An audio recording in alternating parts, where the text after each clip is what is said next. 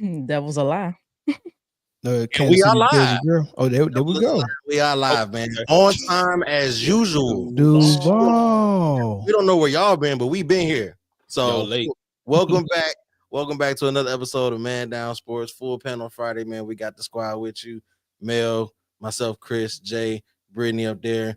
Don should be joining us later. And then he back. The man himself, Mr. Zoe, Man Down Zoe. With back no hair. He back with no hair. No hair. No hair. No hair, don't care. I like it. So I like it. That's top down Zoe up there, man. So we got a good stuff for you guys. That man said top down. What? Lord have mercy. We starting off. This is too early for this, y'all. Don't you ever refer to me as top down anything, sir. Top down. Maybe drop top Zoe. Now that's wrong too, because you said I started with top down. So anyway, Zoe's back in the building, man. Squad is here, man. We got a good episode, as you can see from the rundown lined up for y'all over there. But yeah, it's Friday, man. How's everybody? What's going on? We good, man.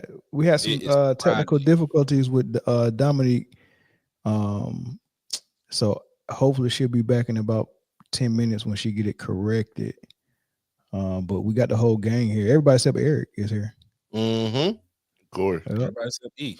And Corey, yeah. Corey. Oh, man, yeah, Corey. Yep. Well, y'all don't even know that 8 minus 1 is not 6. That's not how math works. That's I mean, that's not my memory ain't there though, but it is what it is, man. It's Duval for life, baby. Duval. 0-17, just off of that alone. Hey, real quick, man, before we go too far, man, Mel gonna tell you about our sponsors. Who y'all? Hey, we are sponsored by Underdog, and we're also sponsored by Cali Strong. Go to calistrong.com, use the promo code ManDownSports. Use that promo code, you're going to get 15% off of every purchase that you have. I go to Cali Strong for my hats, my ball caps, my skull caps, my t-shirts for sure, my hoodies, socks, all that good stuff, man. It's a good place to go and shop. Plus, you help us out when you go and shop there online and you use our promo code ManDownSports. But we also bought to you by Underdog. And if you're going to be playing any pick'ems and doing this stuff, especially for the Super Bowl, you want to go win some money for the Super Bowl. As a matter of fact, we might even talk about what picks we go pick for the Super Bowl, and we'll do it via Underdog. But they also sponsor us, so here's a word from Underdog. Underdog Fantasy is the best place to play fantasy sports. I want to tell you about the easiest way to get in on some NBA action with Underdog Fantasy and their pick'em game. Just find your favorite player, or any player for that matter, pick higher or lower on that player's stats, and you can win up to 20 times your money in one night.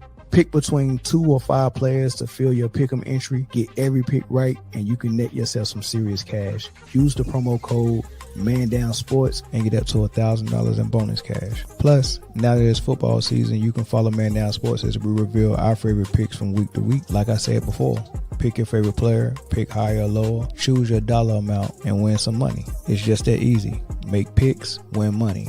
We also want to thank Underdog Fantasy for partnering with us, and we want to thank you for helping the channel out by using Man Down Sports on Underdog Fantasy. It is, man. We might, when we get into it, might pull up some of the props that they got right now. Of course, things are subject to change the closer you get, but it's a fair idea of what they might have set up by the time we get there. So we'll give you what we think might happen down there in New Orleans in a couple weeks. But not me. First things first, man. Since you back in the game, Zoe, why don't you go ahead and show our members some love, please? Okay. Of course, it's only right. Shout out to all our members, man. We appreciate all the support. Your hard-earned dollar means a lot to us, so we can continue to grow this pod.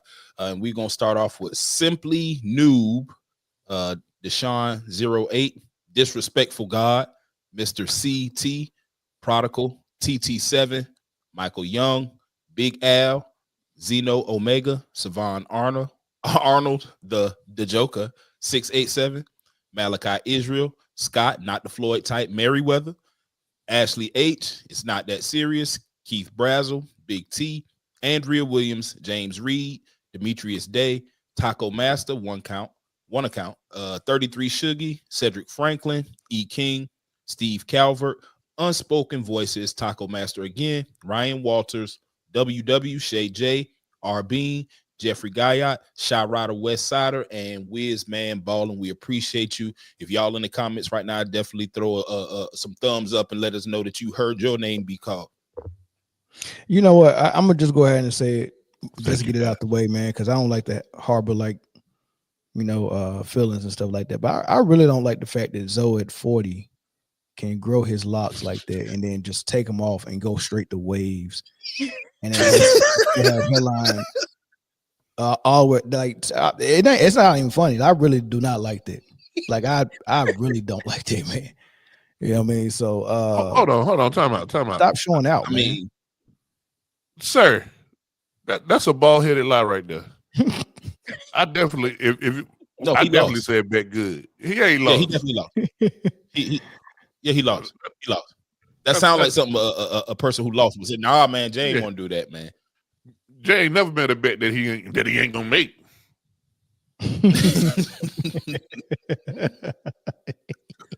But yeah, man.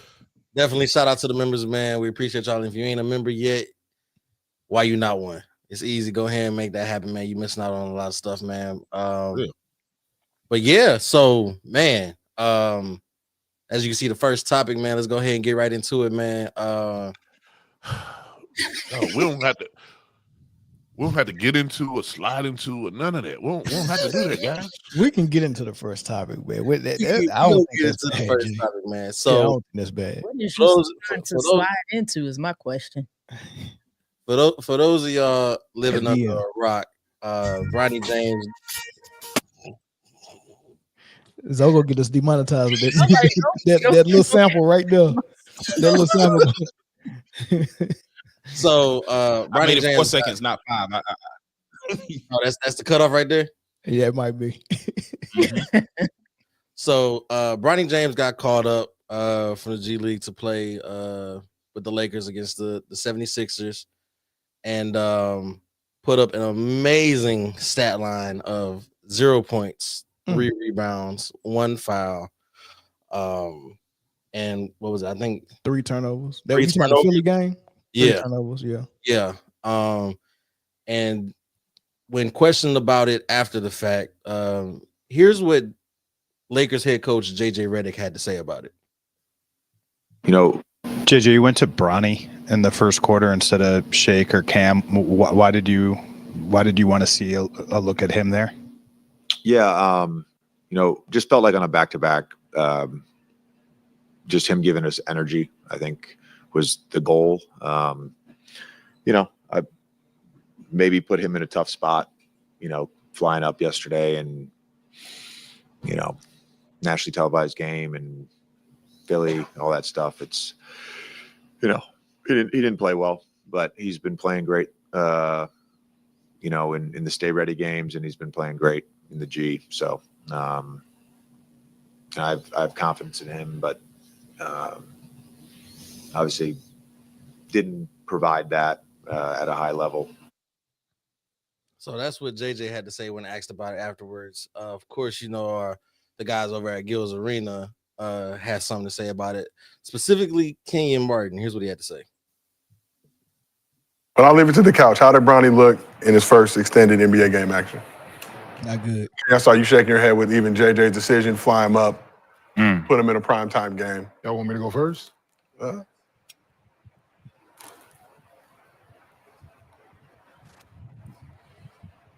When he was talking, I looked over at Sher. I said, did he just say maybe? Like JJ Redick. JJ Redick, like, used the word maybe when he said he put him in a tough spot. Yeah. Like, no, JJ. You put him in a There's horrible situation, a horrible spot. And then to piggyback on that he didn't play well, come out of your mouth, like, that's horrible, man. Like, you're a piece of shit for that. Like, you don't say, no, there's no, No, he's a 55th pick. Let's act like it. You put him in a situation, y'all flew him into Philadelphia to come play on the back-to-back. Y'all put him out there to try to have to guard Tyrese Maxey in this tough situation. Y'all did that to him. So this is on you. Or if you're being forced to play him, this is on whoever told you to put him in. Yeah. If they did. You and your coaching staff and y'all meeting, deciding, or whoever made the decision to put this kid in the game and put him in this situation, it's on you, not on him at all. Like we said time and time again, man, there should be no expectations coming. No expectations whatsoever. You put him in a tough spot. I didn't know that was his 13th game playing last night. He had played 12 other NBA games with the Lakers, I didn't know. 12 other games prior to that. 7 seconds, 1 minute. Yeah, but so they're putting him in, whatever it is, but he's gotten in, right? Whatever the time has been. Hasn't played more than 5 minutes in any of the previous games. So 44 total minutes. 44 total minutes, right, of NBA action, including last night or before last night? Or including last 29 total coming into last night, 15 minutes in that game, which was his career high to this point. That statement, and you look at the stats, that it's like, you don't do that to that kid, to come on national television and press conference. You take that hit for him. I put him in a tough spot. Yeah. To give us energy. I put him in a tough spot. Yeah. That's your responsibility. So I know that was a bit, but a lot was said. Brittany, man, let's start with you, man. What are your thoughts on this? Excuses. That's how I see it. It's just excuses. I mean, to be honest, he's a ball player, right? So he should always be ready, be prepared. I mean, I think JJ's the one that put him in a tough spot? No, I think it's LeBron. Right. I think. Thank you. LeBron put him in a tough spot from the whole beginning. I don't mean I'll keep harping on this, but I think it's LeBron that's the one that put him in a tough spot. You cannot tell me, and I know, we look. Well, at least I look at JJ and I'm like, I'm not too sure about this, but I know if it's really his decision, Bronny will still be in the G League. He's not ready to be up here. His confidence he's not ready. You had him against Maxey. No, what they tried to do was, because the Sixers are struggling right now and they got a lot of people out right now. They thought the Sixers would be the perfect team to hopefully help build his confidence. But Maxey said, absolutely not. Absolutely not. I like it. I like that. Y'all forgot who I am, and I don't know how fast y'all forgot. I was an all-star last year. I probably could have been a reserve this year, and I'm about to bust his ass. So, and that's what he did. So LeBron put him in a tough spot, and JJ just followed suit. It's excuses. That's all it is. I can't disagree at all. It is. I mean, LeBron put him in a tight spot, not JJ. Perfectly, but I don't like JJ's response. I feel like that was, as a coach, your job is, you're supposed to be able to protect your players. You get what I'm saying? And I think that. Yeah, but Chris, he don't have a real reason why he's putting him in the game. He can't say what the real reason is. So when you're on the spot like that after a tough loss, and you're actually really trying to coach your team in real life, and then you just lost, and then you come to the podium and you got to answer a question that the real answer you can never say, and you got to think on the fly of a excuse or something you can say that is going to protect Bron and Bronny, but in the same time don't make you look bad at the same. Like I'm not throwing myself under the bus every single time for something that someone forced me to do. Come on, man. The way that you guys are attacking this black man is crazy. They got nothing to do with that, Jay. No, man. Y'all are attacking this black man, man. I'm not going to sit here be serious today. Hold up, time out. Who's black? You're talking about JJ? Good Lord. Of course. Listen, you said you was not going to be serious today, Jay. Of course, I'm talking about JJ Redick, man. Listen, as far as Bronny is concerned, they they use Elmer's to get a Gorilla Glue job done. He's a glue guy. You can't put a glue guy on a damn bona fide stud, bro. Pause. But you can't put a glue guy on an all-star. That's what it's gonna look like every time. Anytime you put a glue guy on an all-star, he don't get his ass bust. he looked horrible out there. Yeah, he did. Okay, so but in his defense though, Jay, they had a game last night. He looked 5 good points, last night. Had an and-1 that they actually against other glue guys. The Wizards actually moved out like, the way and gave him an open lane to drive to get his and-1. That's just my opinion. But he got 5 points, man. He got to stand the Wizards is a whole team full of glue guys in pool. I was gonna say playing the Wizards like playing a team in G League almost. That's exactly that's his wheelhouse. You stick with the Wizards. And he scored y'all play against Charlotte. Come on in. You play against anybody with a decent backcourt. We should never see Bronny's jersey in those games. Especially now, second team in? Man, they brought that man in the first quarter. They brought that man in the first quarter. He was one of the first people off the bench. He got cooked from. They wasn't even finished cooking popcorn. They cooked him twice. It was refried beans. Don't you cook refried beans twice? Twice baked potato. Anything that you do 2 times, that's what it was. Maxey was mixing his 2 times. I mean, he got finesse 2 times. 2 times. 2 chains. They give you anything with a 2. but what we can't do is blame Mr. Redick. Like that's not his decision, man. That came with the job. I agree. But you can't blame Mr. Redick, but you got to give him that smoke too. You got to give him the smoke. He definitely deserve a little bit of smoke. Like everybody that's part of this circus. Yeah. He was honest though. He said he didn't play well. He didn't play well. Well, we knew that. Yeah, we knew that. Listen, he didn't play well at USC. I asked y'all a question in the group chat the other day, and I was like, "Yo, why is the bar so low for Bronny? Like they don't even expect the bar so him low for LeBron." The bar that MJ set was so high that we've decided that we're not going to use that standard anymore. Let's set a new one where LeBron is at. But no, but listen, Bronny, the bar for Bronny is like if he put his shoes on the right feet. Like, you know what I'm saying? If you got they're celebrated. They treat this dude like a Make-A-Wish kid. It's pissing me off. That's exactly right. Like the team manager. Come on, man. The team manager who y'all let play on the last game to get a 3-pointer. He go to lunch at 9 o'clock. Let him run the touchdown. We gonna fall down on purpose. Yeah. Have y'all ever seen? Oh, go ahead, Zo.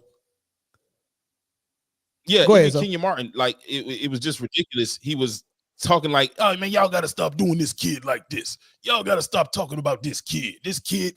That man is the 55th pick who made $8 million guaranteed. He's not a kid anymore."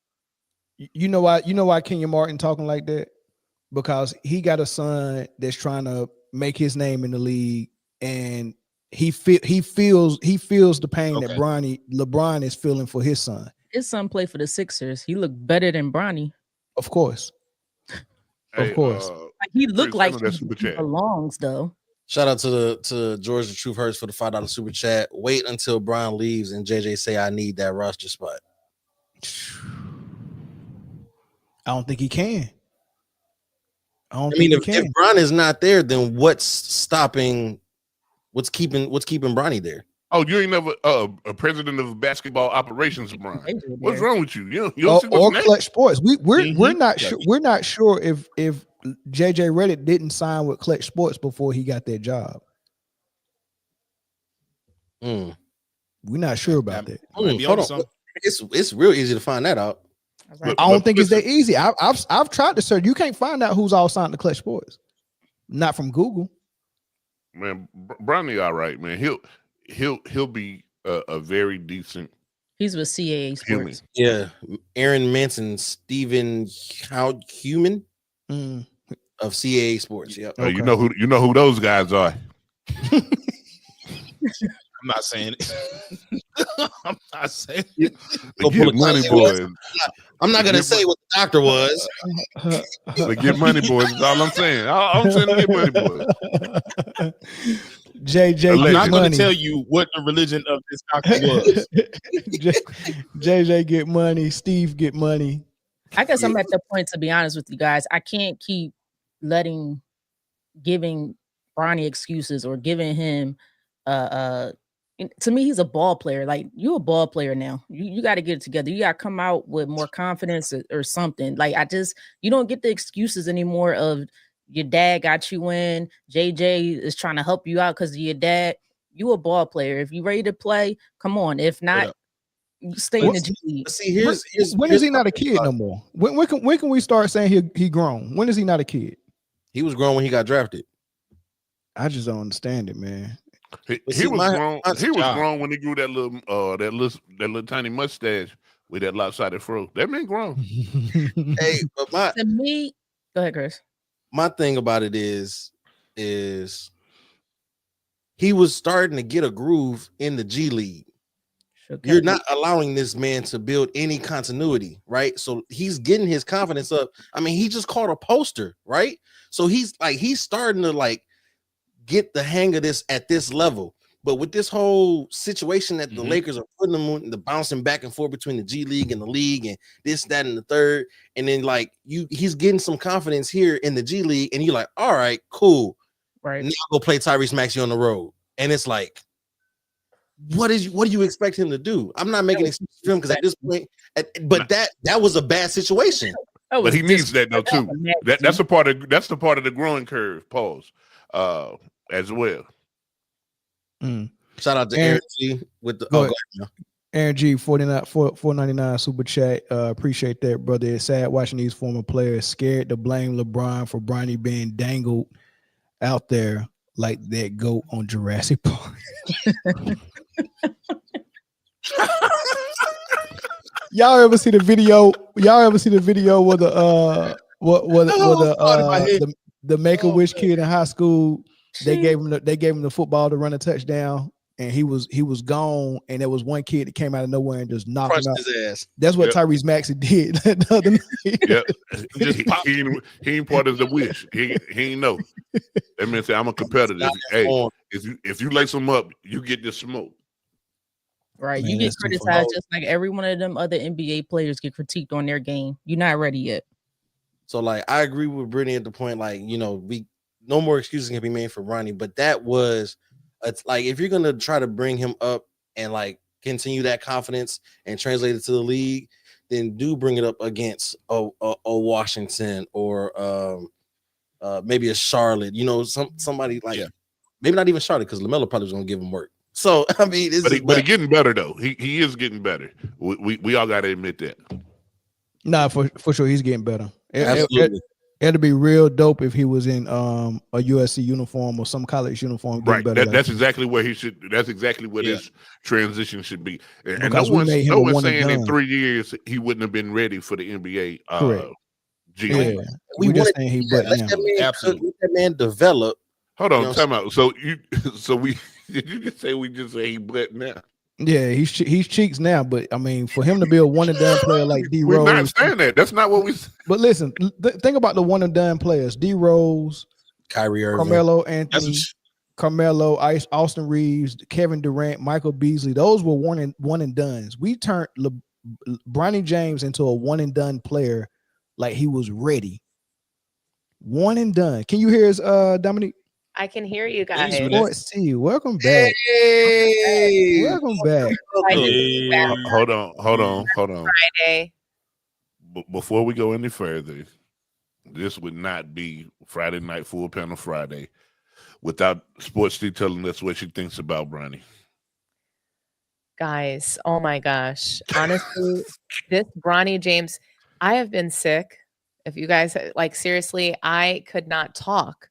You have no idea how bad I wanted to get in on this action and talk about Bronny. I mean, he's still wearing the costume.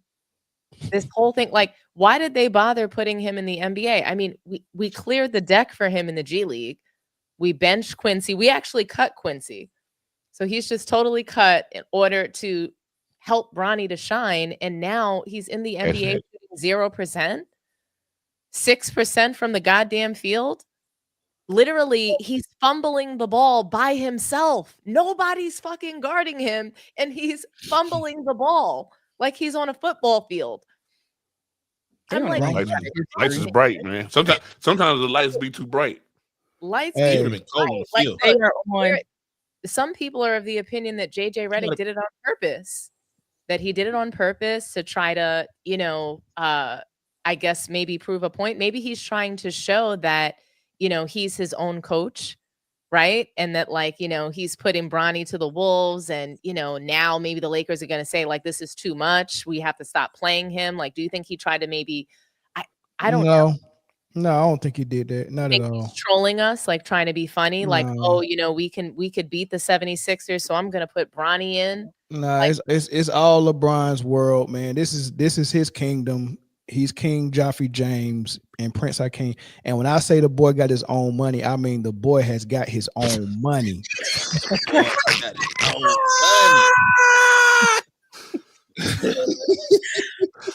No, you did not. Put a sock My in it. son Put a was. sock in it. The boy's in love. What is that? Velvet? if you're really a prince, I'll marry you. Look, I saw Me, my son. I don't know if this is true, but I saw something that said that, like, Bronny was saying that his success has nothing to do with his dad. Shit. I can't believe that he would say that. I think it's totally AI generated, but golly, I mean, Bronny is just got off. He's the worst. He ain't no basketball fool. player. He He's the ain't no worst fool. basketball player we've seen. He's literally the worst basketball player. He's the worst nepo baby we've ever seen in the NBA, hands down. I've never seen anybody. That boy good. That boy good. Hey, what he say, Brittany? Yeah, good and terrible. Good and terrible. It's just like Good and terrible. it's like when guys, like, when women try to defend, like, the overweight girl, that guys are just like, yeah, like, and we're just like, oh yeah, she's pretty, and you guys are like, yeah, pretty ugly, or like pretty, like, that's Bronny. Like, we all literally have to pretend that he's an NBA player. That's what they do in the league. But who is he fooling when he gets out there? And nobody's gonna let him. Nobody's letting Bronny score on them. Like, no, the Wizards did.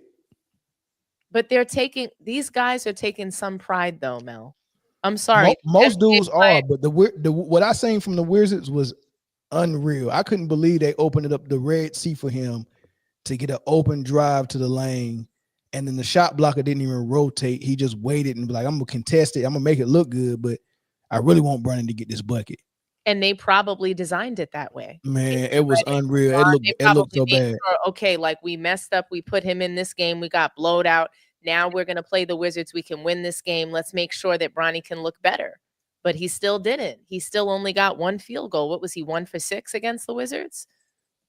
He went from 6% to 9%. He still ain't hit no 3 yet. He's still blank man from 3 though. He's still 0% from 3. I think he's 7. I think he's 0 for 7 from 3. Hey, keep shooting, Bronny, man. Shoot or shoot. Yeah, shoot or shoot. Yeah, you right about that. Yeah, shoot or shoot. Oh no, I hope the best for him. I hope he develops, but I mean, I do kind of wish he takes like that Eric Gordon. Who's the other guy? Oh gosh, I can't think of his name. He actually played for the Sixers last year. I think he's over in Israel right now. But I think they went overseas to play and develop their game, and then they came back. So he got to take a different route. This is not going to work. I don't think it's going to work. Brittany, I love you. I do. And I'm so happy for you that the Philadelphia Eagles are going to the Super Bowl. That's going to be amazing. But fuck that. Is it? I don't wish Bronny well. Okay, I wish them nothing but failures. Well, now hold up. Now hold on. That's hold on. Now, that's I wish Bronny. I wish Bronny nothing but failures. I wish Bronny nothing but failures in the NBA. I'm not gonna wish him that. Yeah, I'm not gonna wish. I actually wish him success, but I will call a spade and say he needs to be wherever D Wade's son is at. That's what he needs to be playing But ball. why? with. Why did they get to? Which son?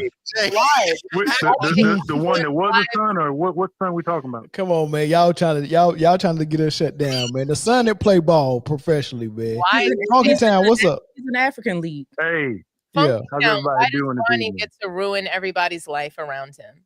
Why? No, because punk ass parents. That's how. Because this country is soft as hell. That's why. I wish Because this is some BS. very well. This is some straight bullshit. Like I'm with Dominique. I don't wish nothing good on that dude. That cat has more under the Christmas tree than I've had my whole life. Now I'm 55 years old. Fuck him. Jesus Yeah. Christ. Fuck him and the horse he rode in on. Yeah. This is nepotism. They said the horse he rolled in on was belonged to Jokic. That's just what I'm hearing. Probably had plaits in his hair. The point is still is this: if you gonna sit there and pretend that this ain't some straight up bullshit from jump, he shouldn't. I mean, he shouldn't even been at USC. If truth be known, he should have been at junior college. If that's the level he was at, and he still is. He's not even a junior college player. If we want to keep it 100, The G League. if we really want to keep it 100, let me give you some names: Mitch Richmond, Larry Johnson, both. Is he anywhere close to half of either one of those players? Go ahead, we listen. Go ahead. And we just merged another call in, and they gonna need to mute because they got a lot of background I want noise. to know. Yeah, I got back. Hey, bro. Hey, what's up, bro? Hold on, you gonna tell me where? Mute your mic while the first caller's still talking. They make every excuse. They make every excuse for him. He's a 55th pick. He was picked. He put his name in the hat. He's a grown ass man, and he needs to be treated like a grown ass man. If you're gonna tell me that if we were playing at a pickup game at a rec, that we wouldn't be laughing at him for the way the same shit he's done out on that floor. If he did the same thing on a court, we wouldn't have called him a scrub. We wouldn't have laughed his ass out of there. He would have been the last one picked. There would have been a kid with a cage on his head got picked before him. And you gonna sit there and tell me this dude is supposed to be in the NBA? Man, I miss you with all this. I don't think nobody on the panel said he belongs in the NBA. I don't think nobody said that. No. But no, the dude you got on the phone gonna come up here and talk about stuff like that though. He gonna try to pretend like this dude like we being too hard on him and you want a black man this that. No, forget all that. No, I want to talk about you. I want a black. Look here, bro. I'm right here. All you gotta do is come on. You call me, that's my face. Yeah, come on, brother. Hornet Tamboo. All you gotta do, come on here to Hornet. Nigga, Houston, Texas, nigga. Like I Houston, Texas, nigga. Wait. That's a little bit too much for basketball, y'all. It's just basketball. It's only basketball. It's only basketball. Yeah, so I'm gonna have to drop one at Funky Town. Hey, Funky Town. Let me go ahead and let you drop out so we can. Like I said, bro. Funky Town. So like I said, don't do this and get embarrassed. It's getting embarrassing. You gonna sit up here coming here talking about me when we talking about this punk ass bitch boy that don't deserve to be in fucking NBA. Playing like it's freaking Make-A-Wish day, and we gonna bring our kids to school and shit. Yeah, and we gonna act like it's something different. Yeah, we got black people up here treating NBA like it's supposed to be some sort of middle class sport like fucking soccer. It ain't like that. That ain't what this is supposed to be. That's why this stuff is so weak right now. That's why there's no defense. That's why it's so soft. Because the people that have come in, they're soft from the beginning. They've been soft. They've been soft. He's just the we've seen, like you said, you've seen the experiment get played out. You see where it is right now, how it is right now, because of all these steps that have been allowed to happen. You take defense out of the game. You take you put in a defense 3 seconds in the lane, so the lane's wide open. You got AAU ball. You got LeBron sitting up here decide he can't do the dunk contest in the All-Star game, but no, He can go and go in the AAU layup line and dunk in front of his kids, because I guess that's supposed to mean something. Yeah. We gotta stop playing these games like this some sort of middle, like, you know what I'm saying? This ain't supposed to be like this. This is supposed to be jokers getting this out of the mud. That's what we respect about the game. People who came up out of the mud and did this. Not this stuff that's been handed to people. Opportunities that should have gone to somebody else. You got Quincy got straight up moved out. Hey, Funky Town, make your final point. I gotta go to the next caller. Oh, all right. Like I said, when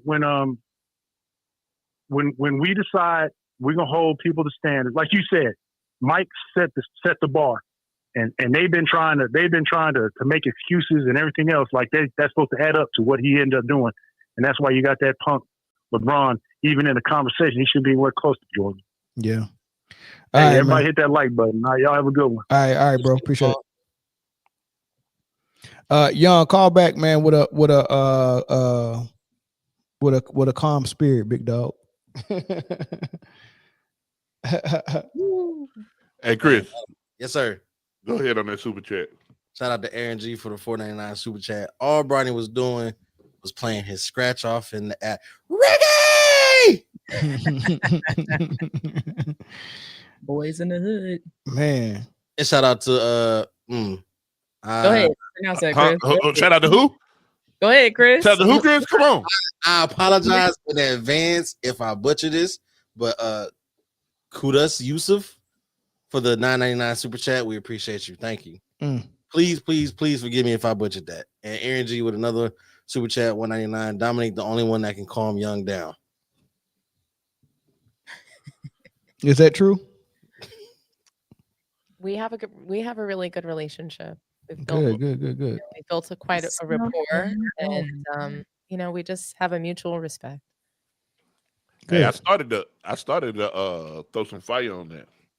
No, I think we had enough. I know you did. Hey, we take one more phone call, maybe two, y'all, and then we move on to the next topic. Oh, I'm so childish. Damn, they're almost sparked California up again with that. Oh man. I was about to say shoot. How we oh, there we go. I was about to say shoot. Hey, you know what? Time out. Oh, wait. We don't got no proof that Zoe is not young. No.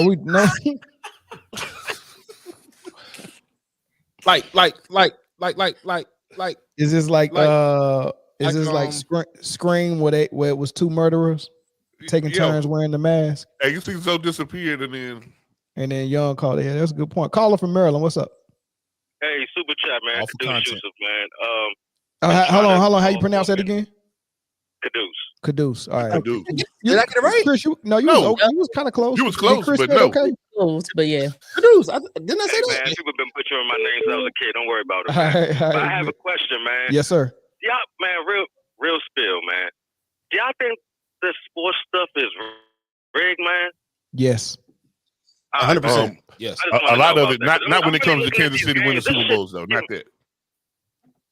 I'm not even that. I'm just talking about all this. I'm talking about hockey, basketball, all of it. The whole game. Everything except for the NFL. It's all entertainment, man.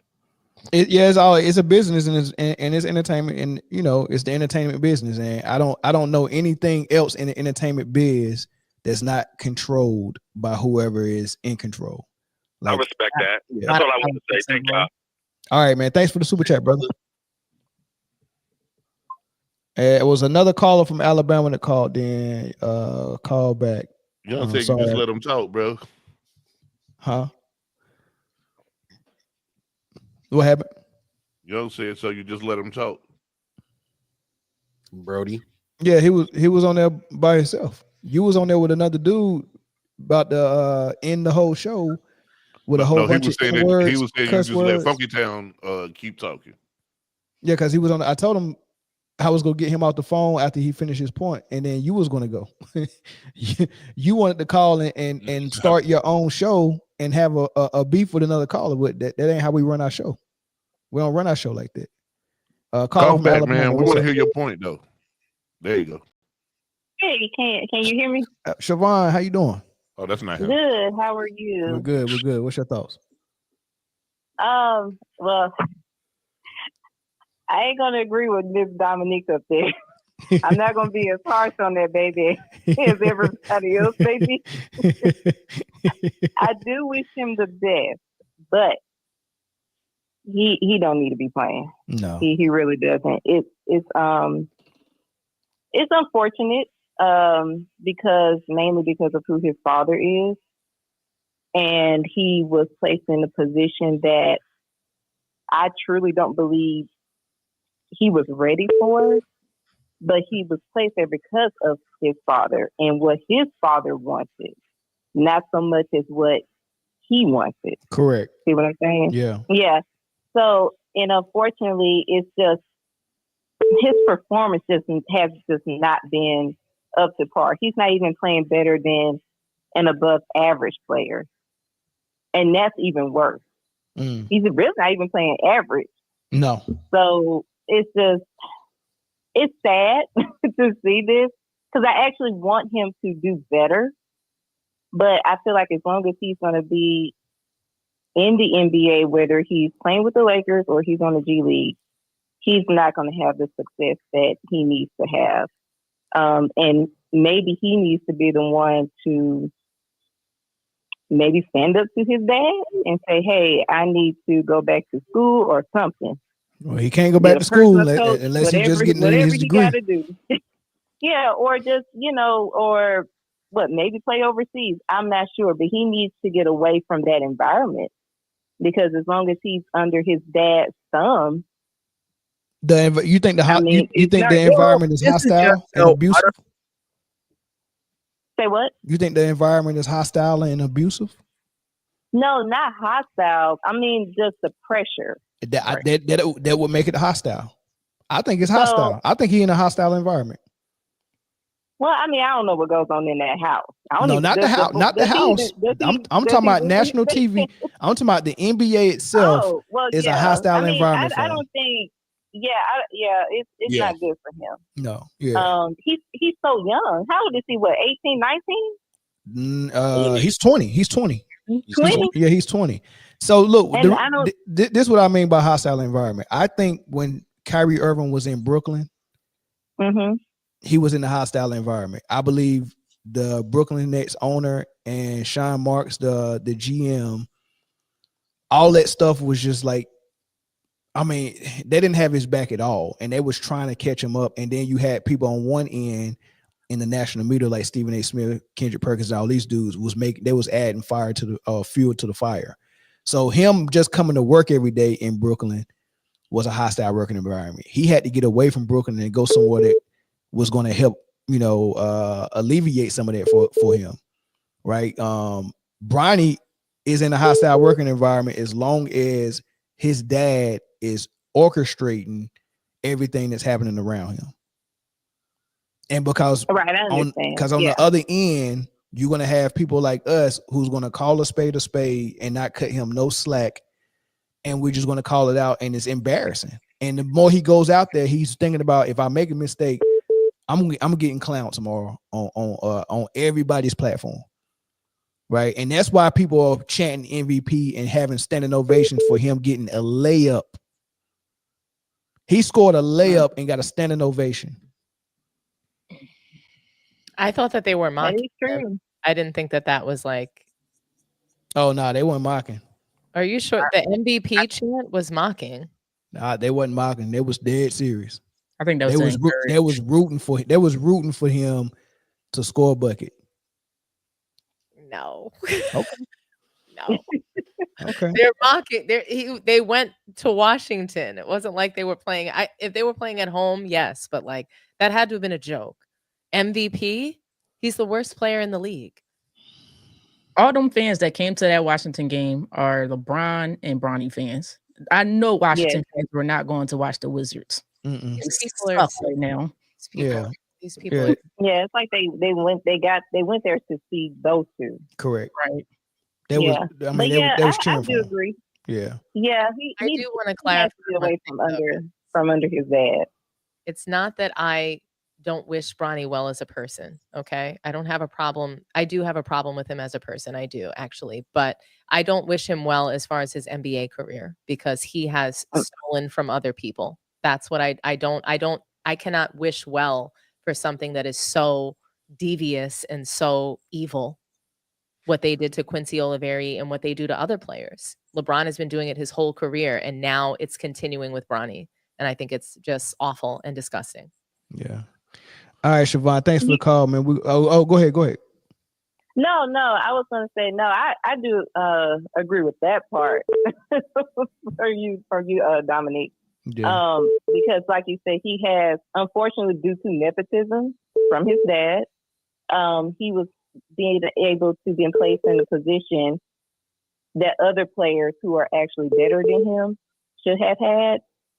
So that part is unfortunate. So I do understand where you're coming from on that perspective. But other than that, no, I mean, I wish the kid some sort of success, but he just has to get away from under his father. Yeah. So that's all I got. All right. Thanks, Siobhan. Thank you. All right. Do we got time for another one, Chris, or no? Yeah. Okay. All right. We'll take one more. It was a caller from Pennsylvania that was trying to call. You can call back. It was another whoever Alabama gets number. First one in. Yeah. Which one of y'all get in here? So whoever gets That's in the Pennsylvania right there. Caller from Pennsylvania. Boom. There it is. Yo, what's up, guys? It's been a while since I called in. Just wanted to tell y'all guys Happy New Year. I know it's late and whatnot, but good to see you guys still rolling. I just want to say I think it's absolutely super weird and disgusting that we're still talking about this dog and pony show. You got a coach that's old enough to still be playing. You got a guy who just basically gave his son a job. I understand, like, we all, any business owner out there has, probably given their kid a job and showed them the business and tried to help them get on point and whatnot. But this is ridiculous, man. He hasn't really shown that he's gotten better. And I do feel like he's kind of being put in this position to continue to be ridiculed because of his lack of, high level hoop skills. Yeah. Like what are they doing? Like, I'm not a Lakers fan, but at the same time, I understand what the name of the Los Angeles Lakers means to the game of basketball and to the NBA. And it's like, y'all are just turning it into, true Hollywood story or some shit. I understand you in LA, but the Lakers always been serious about winning. Now it just seems like they're just in the media just to be in the media, whatever they can talk about. Yeah, that's a good point. I appreciate the call, brother. For sure. All right. Peace. Yep. Yes, sir. It's a lot of people trying to call in, y'all, man. Let me get two more. I'm sorry. I'm so sorry, Chris. Man, I'm so sorry. There's a lot of people trying to call in. Absolutely not. Absolutely not. Now, go ahead, man. I'm just going playing. once, going twice. I'm gonna give it I'm gonna give it a little second. I love it. But I will say this, man. The whole league is a joke right now. 100%. And we're gonna get into another joke of that league in one of these later topics. But I think you're muted, D.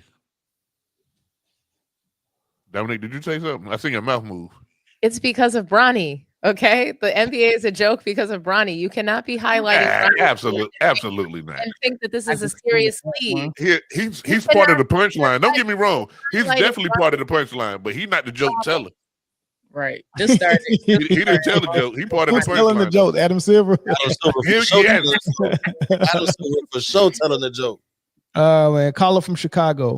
Oh, he just hung up. All right, I think we can move, Chris, because no more calls in the subject. Thank you for all the calls and super chats for that. Hold on. Here go Young one more time. Go ahead, Young. What's up? Hey man, what's up, bro? What's popping? Man, bro,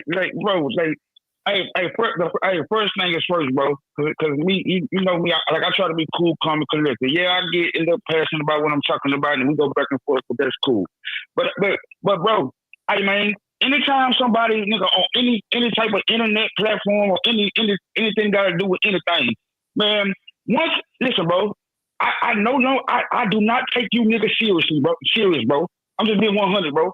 Like the moment that you put on, the moment that you start like trying to alert laws and try to make threats or try to tell me where you at, bro. I do not take you niggas serious, bro.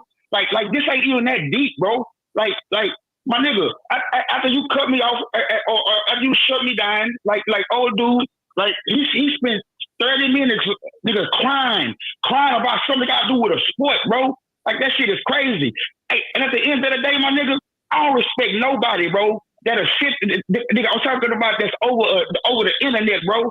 That'll say fuck fuck another man's son and all that other type of shit, man. Like that shit whack as hell, my nigga. And that shit like that shit triggered the fuck out of me, my nigga. Like on some real talk shit. Like y'all, like niggas hate LeBron that much, bro. Like because I don't know the evil shit that LeBron has done. Like for a nigga to hate him this much, bro. Like so maybe I should just understand that this what it is or this how it's gonna be. Like because my nigga, that shit is crazy, bro. And I don't think you promote that, bro. Like niggas just saying fuck LeBron's son, bro. I mean, nah, yeah, hey, Melvin is the problem. Mel is the problem, man. Don't let him off the hook, young. Don't let that man off the hook. Oh, he's the problem. I didn't hang up, y'all. Y'all saw my hands, right? I didn't hang up. So Young gonna say I hung up. I didn't hang up on Young. He gonna say I hung up, man. What you mean on the problem, Jay? Nah, man. You let him say fuck that man's son, bro. I let everybody say what they want to say though. Yeah, but that's sometimes you got to draw the line. Don't listen.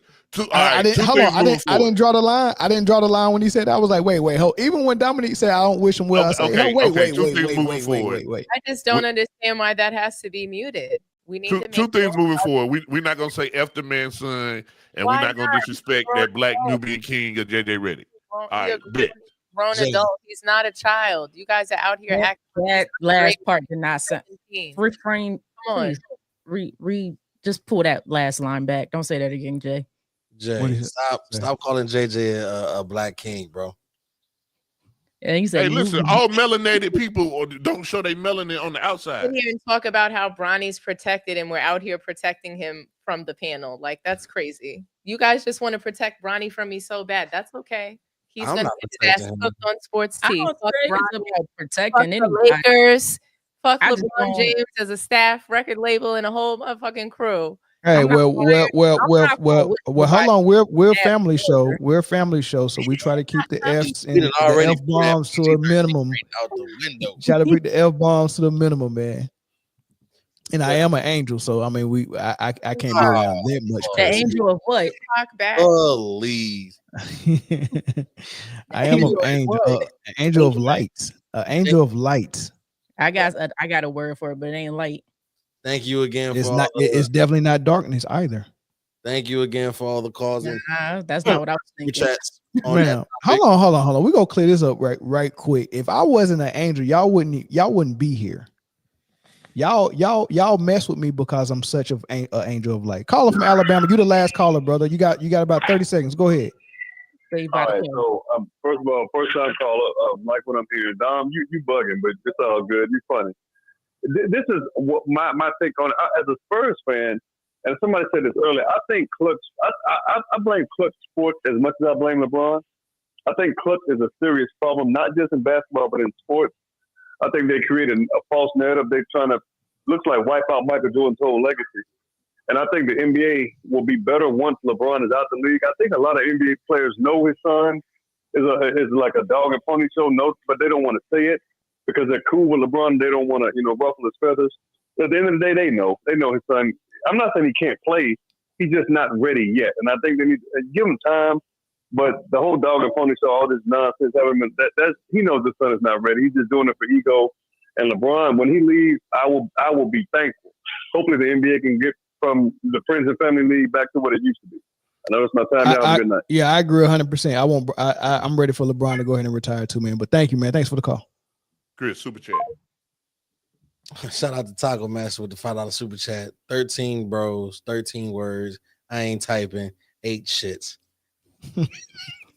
Whatever that means. Whatever that means. He was keeping account on. Never mind. I'll tell y'all later. But shout out to Taco, man. One of the OGs of this thing. But appreciate all the Eric just said Zoe's young. Yeah, every time Zoe leave, young call. That's funny. This is getting interesting. This is getting interesting with that. Guillermo, man, you know what? That would have been a funny call too. Guillermo, you should have called in. He did not. I ain't hang up on you. I ain't hang up on you, big dog. He did, yo. He did. I know he did. Call back. If I hung up on you, I wouldn't answer the phone when you call back. Call back. I'll show you I didn't hang up on you, and you can finish what you were saying. No, I don't hang up on nobody. If I hang up on somebody, I tell you I hang up on you. I ain't about to sneak it and pretend like I hung up on you. Oh, pretend like I didn't. Hold on. Do your hand again what sneak hang up look like? Like this right here. It look like Handyman from In Living Color. Y'all are funny, man. He said, "Give me the number." Come on, man. Guillermo, man, I'm tired of this special bus, short bus type stuff. The number be on the screen the whole time. And it's like, hey, rewind your YouTube 2 minutes, man. The number will be on the screen. There's the number, Guillermo, man. Golly, man. This better not be no short bus when you call. The funny part is you would think people who like to call in regularly would say the number. Man, don't say that number. Don't save it. Please don't. Please don't. I'm being for real. Like, look, I joke and throw Melvin under every bus that we got, but I'm also gonna protect him. Like, don't say that number, yo. How you protecting them and throwing them over every bus? Hey, Chris, read this super chat real quick.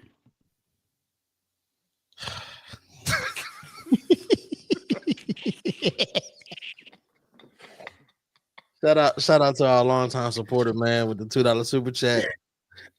Bro, let me show y'all how short boss Guillermo is. He's not even live with us right now. He's 5 minutes behind us because I just put the number up and he still didn't call. We moving on, man. my whole thing is what right system is for Ryan. Like they literally made him the system in the G League. We're not going to let this go. Chris, read the super chat.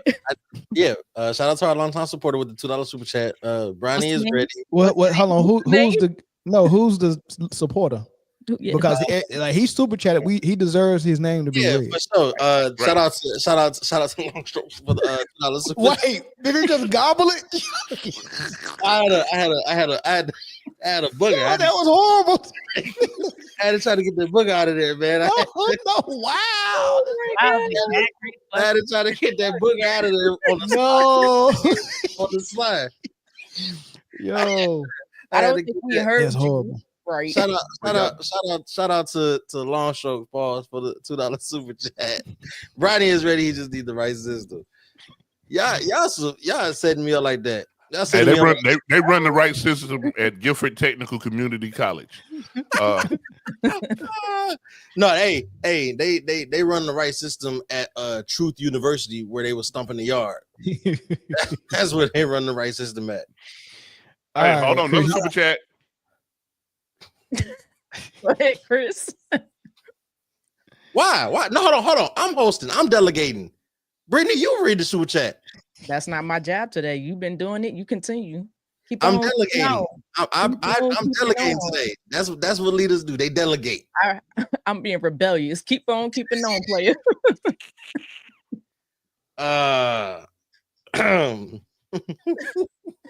Shout out to Long Strokes Pause for another $2 super chat. I'm capping. Salute to the show. Appreciate it. We're gonna go ahead and move along before any other super chats come up. Yo, hold on, time out. Oh man, we are never gonna get to this. Guillermo, no. Now I'm putting my foot down on that. No, the number done been up 7-11 times. No, appreciate everybody who commented and who called, and gave super chats on that subject. But we are moving on. So moving on. Y'all make this easy, bro. This is too easy. This is like literally the most fun that one can have on a Friday night, bro. All-star rosters have officially been announced, starters and reserves. And of course, every year, it's not without a little controversy about people who have made it and people who didn't. But surprisingly to some this year, a couple of names that were left off that probably shouldn't have been, led by none other than Trae Young, who historically gets left off of a lot of all-star rosters. So when asked about it, here's what he had to say about it, and then the TNT crew shortly after that. Found out pregame you weren't an all-star. What was your reaction at the time? What's your reaction now as you process it? I mean, top 24 players, best players in the league are supposed to go there. And they're not getting the top 24 best players. They're missing one. So I was an all-star before tonight. I'm going to be an all-star the rest of my life. So regardless if I'm an all-star in the Bay.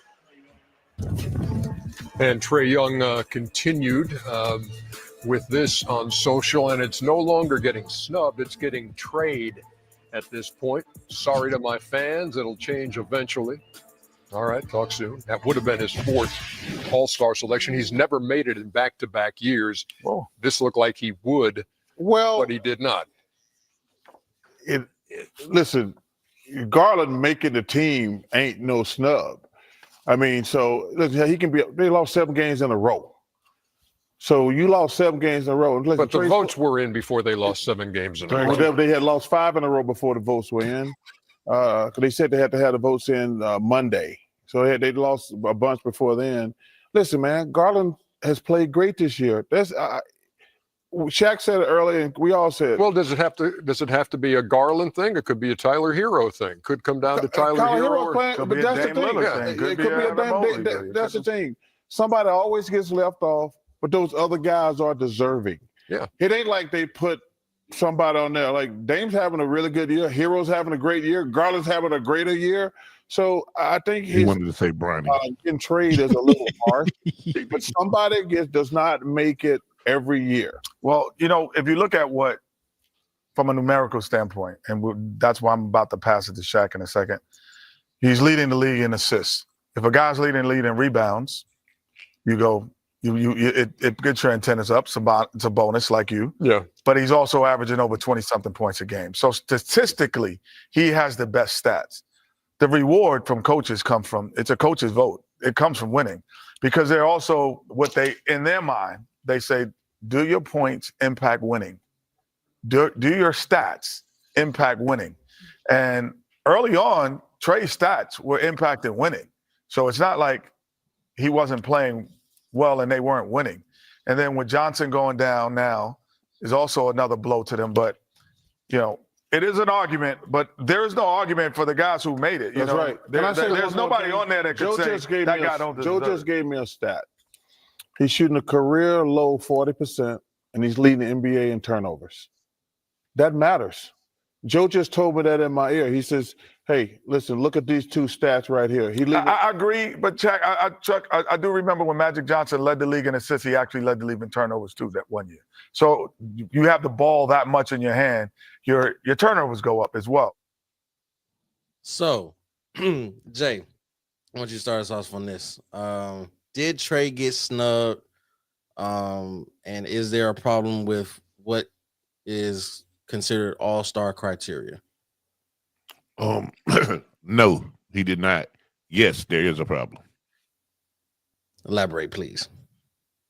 Listen, there's only a certain number of spots. Look, I'm not doing this, man. The All-Star game is a joke. The whole format is a joke. I'm not. Look, you're not about to have me talking about shit that don't even matter. It's a joke, bro. I'm just not gonna do it. I'm not. It's a joke. Is Trae Young not having is Trae Young not a better player than Tyler Hero? I think so. Here's why it's a joke. Here's why it's a joke. I can give you almost an all-star list of players that should have been in the all-star without taking people off. You can go Trae Young, you can go LaMelo, you can go Kyrie. You can go John Morant. Yeah. You can keep going. You can keep going. Here's the thing. It don't even matter. We're at the point where the All-Star break and the Pro Bowl just needs to go away and just be something that used to happen, because players are not going to play in it for real. They're not going to play hard. It's okay just to say that it had a hell of a run and then it sucked at the end, pause, and now it's over. I'm not ready to give up the tradition of what we grew up watching the NBA, man. I think it can be revamped. Oh, not revamped, but I think it Hold on, time out. revitalized. I'm not trying to give it up. Show me how today's NBA looks like what you looked at growing up. It don't, but that's why we're complaining as loud as we can. So one day that they will change it. You know, that's what I want. So we already know the next change you're gonna get is 10-minute quarters. Like it's going further away from what you want. Period. I hope not. But look, here's the thing though. I answered the question, right? Yeah, Trey got snubbed, but I think hold on. What was more of a snub? Stop it, man. Who got snubbed the most was the guy who got the most votes out of everybody, which is LaMelo Ball. LaMelo Ball led an All-Star fan vote. He got the most All-Star fan votes, and then didn't even get picked by the coaches. So I'm like, man, that is nasty work. Now I know his team is next to last in the East, right above the Wizards. I get that, but if we're talking about winning, then there's no reason for Wemby to be there because Charlotte's in the 11th seed, and I think San Antonio's in the 10th seed in the West. So if we go penalize LaMelo with the most fan votes, so we can get Wemby in for whatever reason, maybe you're trying to market him. But at the same time, like there's no player that's going to be more exciting in an all-star game format than somebody like LaMelo Ball. Right. Well, so they missed the opportunity with it. You already seen the marketing for Wemby earlier this year where they had the Paris games. And who else better to play in the Paris games than the Frenchman? Yeah, of course. Right. So it's not hard to see that the league is parlaying towards, wanting Wemby to be the new face of the league, especially with, like LeBron. I don't think that's to use parlay, but it's okay. Keep going. Why? I'm in a flow, man. I'm in a flow. Sorry. So especially with LeBron, KD, and Curry on their way out, they're looking for the next generation. I just don't think you can overlook a LaMelo Ball and a Trae Young, especially when Trae Young is leading the league in assists at like 11.5 and still putting up, I think, 23 or 24 points a game, right? That's better than Tyler Hero, and I think Trae Young is a better player than Tyler Hero. I think Tyler Hero is not even the first or second option on his team. But I think he is now though, with Butler not being around and they're not actually utilizing Bam the way they usually utilize him. It's become Hero's team, and he's having a fascinating season if you really look at it. I just don't think it was more fascinating. I don't think it's been as good as Trae Young's for sure. And they definitely haven't been better than LaMelo's. But LaMelo's team just not winning. Here's my problem: like people can get snubbed without having to take somebody up. Like, you know what I'm saying? I don't want to say, hey, take this guy off. It's just easier for me to say, hey, such and such was deserving of making the All-Star, whether he made it or not. You know what I'm saying? Because I don't want to duke you on nobody else's accomplishments. Nah, you can. If somebody deserved to be there more than somebody that got picked, you can kind of say, yeah, Tyler Hero, this ain't your year, big dog. Yeah. Like, man, yeah, like, nah, it ain't not this year, big dog. Just because you can do something. Steph Curry, not this year, big dog. Nah, Steph, you're not performing like that this year, Steph. Let's be real. And I think the Steph Curry pick was more of a nostalgia and like a loyalty pick. Well, they playing in his home. They playing in San Francisco, right? Got to have somebody there. Yeah, so that makes sense. Dom, I want to ask you a question. Do you think because I want to say Damian Lillard might have been a name that they were talking about. You think Damian Lillard deserved to be in over Trae Young? No. I think Trae Young deserves to be there. I think he deserves an all-star spot this season for sure. What he's doing is phenomenal, man. Like he and the way he's changing his game, man. He went from a guy that puts up a lot of shots, a lot of threes, to now being a guy. I'm gonna run the point guard for real, because you got some guys that can run with me. Jalen Johnson, I got some defense. He's leading the league in assists. So he got. I'm gonna change my game. I'm gonna score 23 a game instead of trying to score 28, 29, or 30 like Luka. I'm gonna score 23 and lead the league in assists. I like the way he kind of. And he's getting no reward for it. I just think it's and then his team is playing decent enough to be somewhere in the hunt where they might be in the play-in by that time, or maybe even the playoffs. I mean, yeah, LaMelo Ball or Trae Young over Dame and Tyler Hero for me. I don't think they belong. I think that Damian Lillard, Tyler Hero should not be on the All-Star team. I don't understand. I think that there's a lot of political decisions that are happening just all throughout the NBA, and not enough decisions based on meritocracy and who's actually good, who the fans want to see. Yeah. So it is really disappointing. I think that LaMelo and Trae Young wasn't. And you guys know I'm not a Trae Young fan. Okay, I don't think that he's phenomenal, and I don't think that what he's done this season is all that spectacular, but I do think that he's changed his game. He's playing more in the point guard role, to Mel's point. But every time I see someone like Trae Young shining, LaMelo Ball shining, to me, it highlights what's really, the lack of competition in the NBA. It highlights the real problems when we see guys like that thriving. So that's on the east side of things, but on the west side, some notable names that are missing. Devin Booker and Kyrie Irving are not on the All-Star roster as well. Yet James Harden is. James Harden, Jalen Williams from the Thunder is on there as well, and then of course Victor Wembanyama. Thoughts about that? I mean, I think maybe Book might be getting penalized from the fact of being a co-star with Kevin Durant, but Devin Booker is still having a great all-star caliber season. I would put him over, Jalen Williams or James Harden for sure. And Kyrie Irving has been having to, do a lot with the in and out absence of Luka. How are these guys not getting in? Brittany?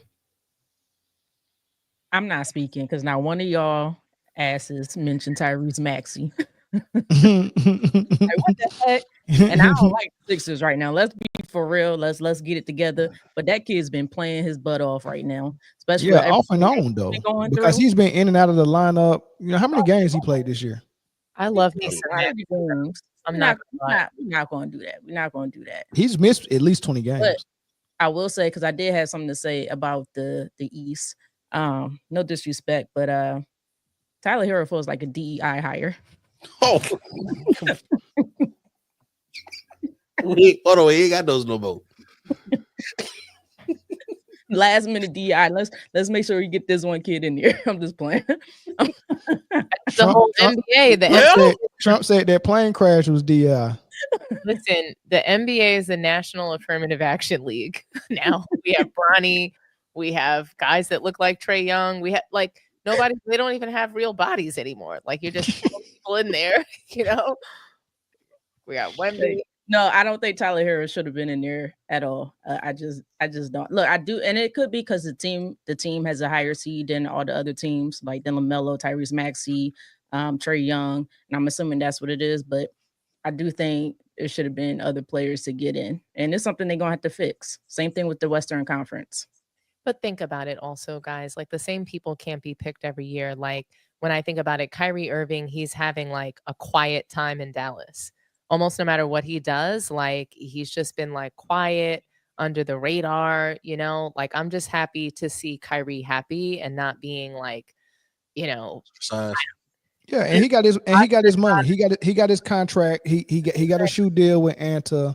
He's playing ball. Ain't nobody messing with him in the media no more. So he good. But unfortunately, them all-stars, that top 75, and probably the Hall of Fame is going to elude him just based off reputation, man. So, I mean, we also, though, like Dallas, I don't know. I just think that even you mentioned Devin Booker, Chris, like, Devin Booker doesn't necessarily deserve to be there. I'm not fighting for him to be there. Jalen Williams, I think, does deserve to be. Like, people, I want to see the top teams, the top seeded teams be recognized. Steph Curry, I mean, unfortunately, like, he's the face of the league. But Dom, so that's the issue we run into. That's the issue we run into, because if you try to use a standard of, okay, if your team is winning, we can accommodate one or two of guys off your team making all-star, right? Right. If your team is winning. However, winning is a criteria that only applies to some guys, because if you are Steph Curry and your team is not winning, we still go get you in there. If you're Wembanyama and you're not winning, we still go get you in there. So you can't even enforce that on Booker now. But in a perfect world, I could say, Booker, you can't make All-Star. Like, you and Durant can't make All-Star, and y'all sitting in the 11th seed in the West. Like, one of y'all. That's what I'm saying. Everybody from the bad teams can't get picked, because right now all the guys that we're saying got snubbed are not doing well, like their team. You know what I'm saying? So everybody, like, I'm just saying, how many people are we going to take from bad teams? How many people? I mean, that's a daggone good question. I mean, but would you want to leave Kevin Durant out? Do you think Kevin Durant's an All-Star this year? I Absolutely. I don't think that any of the old people are an All-Star. I don't want any of them there. So, all right. So let's do this, Dom. I say this. So let's give you the top 8 teams in the East. Right. You got the Cavs at 1. Right. They got 3 guys in. They got Mobley in. They got Mitchell in. They got Garland in. Their coach. Why I'm saying I don't have a problem, Mel. That's what I'm saying. We're gonna go down it. Hold on. We're gonna go down it. Now, their coach was upset that they didn't get a 4th All-Star in with Jared Allen. Jared Allen. Yeah. No, we can't make everybody happy. That's my point. Okay, so 3 for Cleveland. Boston got 2, Tatum and Brown. The Knicks got 2, Brunson and Towns. The Bucks at number 4 got 2, Giannis and Dame. You okay? You okay with the top 4 so far, Don? Yeah. No? Who don't deserve 2? I think Damian Lillard doesn't deserve to be there, and maybe Brunson or Towns. I can go with one of the Knicks not being there. They haven't done anything that required them to have 2 from their team, in my opinion. Okay, so you okay with the top 2 teams getting multiple, yes, but not 3 and 4. Okay. Indiana got 1, Siakam. Detroit at number 6 got 1, Cade Cunningham. The Heat at number 7 got Hero. And number 18 didn't get Banchero or Wagner, because they both missed time due to injury, so they didn't get one. But at number 9, there's Trae Young at number 9, and he gets snubbed. Yeah, I think he should have made it. I would have X'd out Tyler Hero, Damian Lillard, potentially Brunson or Towns. You know, I don't see why they had 2 All-Star selections, and I love Brunson. Okay. Just to put into perspective, right? You said Atlanta's 9 right now in the East with a record of 22 and 26. Right. Trae Young did not make it. Right. You go to the West, and San Antonio is 12th with a record of 20 and 24, and Victor's in. Right. And then the Suns are 24 and 22 at number 9. They got 1. The Mavs are 26 and 23. They got 0. And they're at number 8 at the number 8 seed. So Kyrie holding it down while Luka's hurt didn't get a nod from the coaches whatsoever. Didn't mean anything. OKC got 2. But you get 2 from the Lakers. You get 2 from the Lakers, who are 5th. You get James Harden in there for the Clippers at 6. You get you only get 1 from Houston, who's 2nd in the West. I'm surprised Draymond Green isn't an All-Star this year. we don't need him to be the face of All-Star weekend. That is a terrible face. We'd get a podcast too. For sure. We're probably gonna get the podcast anyway since it's in San Francisco. I think the Rockets should have got 2. They should have got Jalen Green and Sengun. I can agree with that. Yeah, I don't think the Lakers should have got 2. No, not at all. Well, the second one probably is not going to play anyway. AD, yeah. So who? If AD don't play, who would y'all replace him with? It's got to be Kyrie. It's got to be Kyrie for sure. It's got to be, but they'll probably go with Jalen Green. I'd rather replace. I don't think it's got to be Kyrie. I'd put Trae Young over Kyrie. I think the West. It's on the West. Oh. Yeah. It would probably be Jalen Green first alternate, and then probably Devin Booker second alternate. Honestly, that I like that better than Kyrie. I would go with Devin Booker or what was the other one you just said, Chris? Jalen Green. Yes. From Houston. I like 2 from Houston. They should have had 2. Yeah. Now, is Ja not an All-Star because of injuries? Because he missed too much time? He missed a lot of time. Okay.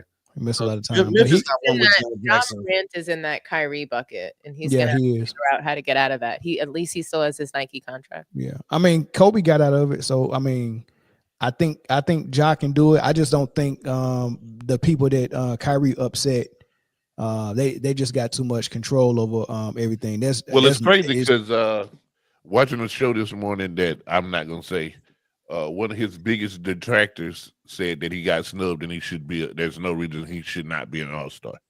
Oh, it's people in hell that had ice water today. Who? Stephen A. Smith said that. Yes. People in hell saw snowflakes. Yeah, you. I'll be damned. You know that song, Megan Trainor. I know you lying because your lips are moving. Like you can't believe stuff that he might be but behind closed doors lobbying for Kyrie not to make it, and then come on national TV and be like, I think he should. I think he deserved to be an All-Star. He's that type of dude. He's slimy. He's slimy. He loves money. I think he eat, but I just don't like the dude, man.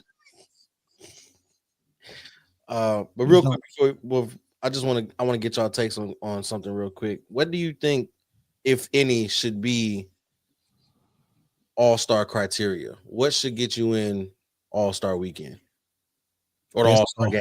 I go last because I love my criteria. Dominique, let me hear your criteria. We'll go Dom, Jay, Brittany, and then Mel.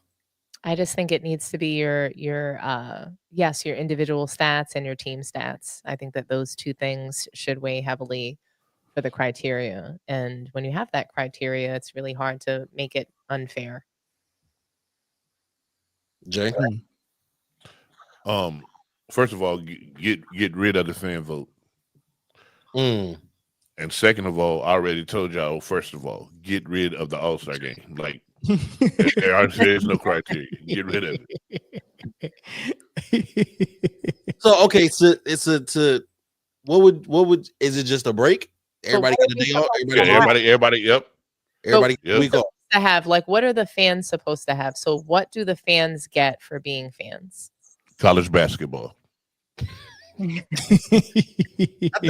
the fan vote is important though, because honestly, if the whole thing that Adam Silver is he's trying to cater it to where that the fans it's for the fans. Guys, right? listen. As long as you have the fan vote, you're gonna have people who get snubbed because people who don't deserve is gonna make it off the fan vote. Well, no, LaMelo Ball led in fan vote. He had the most fan votes and still didn't get it because the weight that the coaches vote weighs on the whole thing. The fan vote don't hold enough weight no more. They changed that like in 2019. What is it? 25%? Let me pull it up now while y'all still talking. Brittany, what about you? Get rid of the fan vote. Get rid of the All-Star weekend. There should be more players voted. The players know to me best who they go up against all the time. But I think I don't know. Isn't that how the all NBA teams work? The players vote. Don't shoot from the hip, Chris. Don't guess. Don't shoot from the hip. I don't know if it's or not like that. Like the total vote is not them, but like I think a percent of them. It might be a percentage. It says 50% fan vote, 25% media, 25% current player vote. So what they should be doing is giving everyone that has a vote a criteria, because you can't, there's no point of splitting the pie 50, 25, 25, and everyone has a different way of how they vote. Give them a criteria and a checklist, and they can check it off the box. I go over my criteria after Brittany finished saying what she was saying. The people who are chose to be all NBA, first team, second team, third team, or whatever, the next year that should be your All-Stars, because it's off that way it's off of merit as much as you can have it. Yeah, if they hurt though. Yeah, well, yeah, that's gonna be tough. If they hurt, then how do we who finds his replacement? Right. Or they just there's a list that they only give us first, second, and third. Somebody was going to be fourth. Somebody didn't make third. You know what I'm saying? Right there. That's how you choose your All-Stars.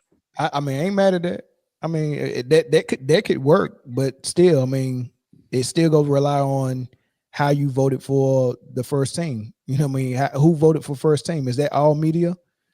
You know what I mean? Or you know, I doubt no fans are involved in that, but I think that's all media. It's Right. for So But I that's think all you got to media. take media out. I think you got to make it. I think you got to make it former players, current players, like former players if you made Hall of Fame type status, and current players. That's it. I don't think Let it the should hoopers be grade the current hoopers. players. Look, Jay, there's no way the current player should be voting on who the all-star is. Like, you know, you get what I'm saying? Like, I'm competing against you. You go vote for me as a current player. It should be former players from the top the top 75. It should be the top 75 voting on it. Because I'm definitely voting for myself. Yeah, it should be top 75. That's the only player. It should be former players, top 75 that have. You know how the NFL get the players to vote, like the top 100, and The top 100, like there's a criteria or something like you can't vote for yourself or something like whatever the criteria. The NFL got everything right. But you know, I think NBA players be on some BS though. No, that's a fact. And I'm pretty sure votes can't be bought, especially if it's in a system like that. Of course, votes can be bought, especially if you fall under a certain umbrella of an agency that will not be named. Of course, votes can be bought. And what's different about the NFL, Jay, is that if I'm a quarterback voting on, let's do top 100.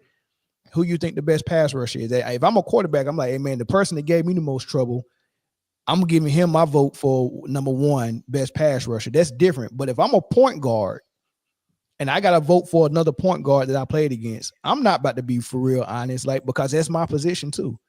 It's gonna be a little different, you know, than it's so many positions in NFL is different.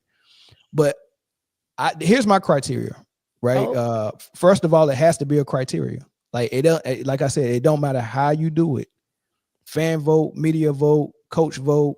It don't matter how you do it. It has to be a criteria where everybody can be held accountable for who they voting for, and you know, and all that stuff. And it has to be transparent, because I need to know, not transparent to us, but transparent to somebody in the NBA where they can look at it and be like, nah, you didn't go based on our criteria, right? So you have to establish a criteria. And I think the criteria should be, 1, if you're going to be an all-star, you have to be the first person considered the number 1 option on that team. I don't even think Afran Sengun is the number 1 option. Jalen Green is, right? With Sacramento, when Sabonis got voted an all-star, De'Aaron Fox was the number 1 option. They voted Sabonis in based on double-doubles. So how is your number 2 getting in and your number 2 not, or your number 1 not getting in? So I'm considering the number 1 for that team. If that team's successful, I'm considering number 1 over the number 2, regardless of how they orchestrate for you to get your stats and your double-doubles or your triple-doubles, right? So number 1s get more consideration than number 2s. If you're on a winning team, number 1, number 2 in your conference, maybe even number 3, I would consider your number 2. Right? I would consider your number 2. But out of the top 3 teams in the East and West, I'm not considering number 2s at all. Right? I just want the number 1s. And that way you can spread it out, and you can use that criteria and spread it out and get more real all-stars in. There's no way Trae Young and you know, should not be in a freaking all-star game right now, but LeBron James should be, and Anthony Davis. There's no way. But that's my criteria on that. Yeah, I think things have gotten skewered along the way when it comes to the all-star. And on top of the fact of how many things have changed. I mean, the format has changed this year. Is like, I mean, Jay almost has a point in saying scrapping All-Star Weekend, because it's becoming something so unrecognizable at this point. Because even for me, the youngest person on the panel, just 15 years ago, All-Star Weekend was still something good to watch. You know what I'm saying? You still look forward to the 3-point contest. You still look forward to the rookie sophomore challenge. You still look forward to the All-Star game, because there was still some level of competition in it. Now you got this 4-team round, whatever kind of little format they got going on for. I don't know, man. It's just either it needs to be revamped and done completely properly, or just scrapped altogether. And like Jay said, that it becomes a week off for everybody, and then you go back to the second half of the season at this point. Yeah, it's tough, man. It's definitely tough. All right, man. We can move out. We ain't open the phone lines up for this. Do y'all want the phone lines open for this or no? Nah. Yeah, okay. So, speaking of changes in the NBA, your favorite guy, Mel. That's your favorite guy. Adam. What'd you call him? Vlad. What'd you call him? Adam Voldemort.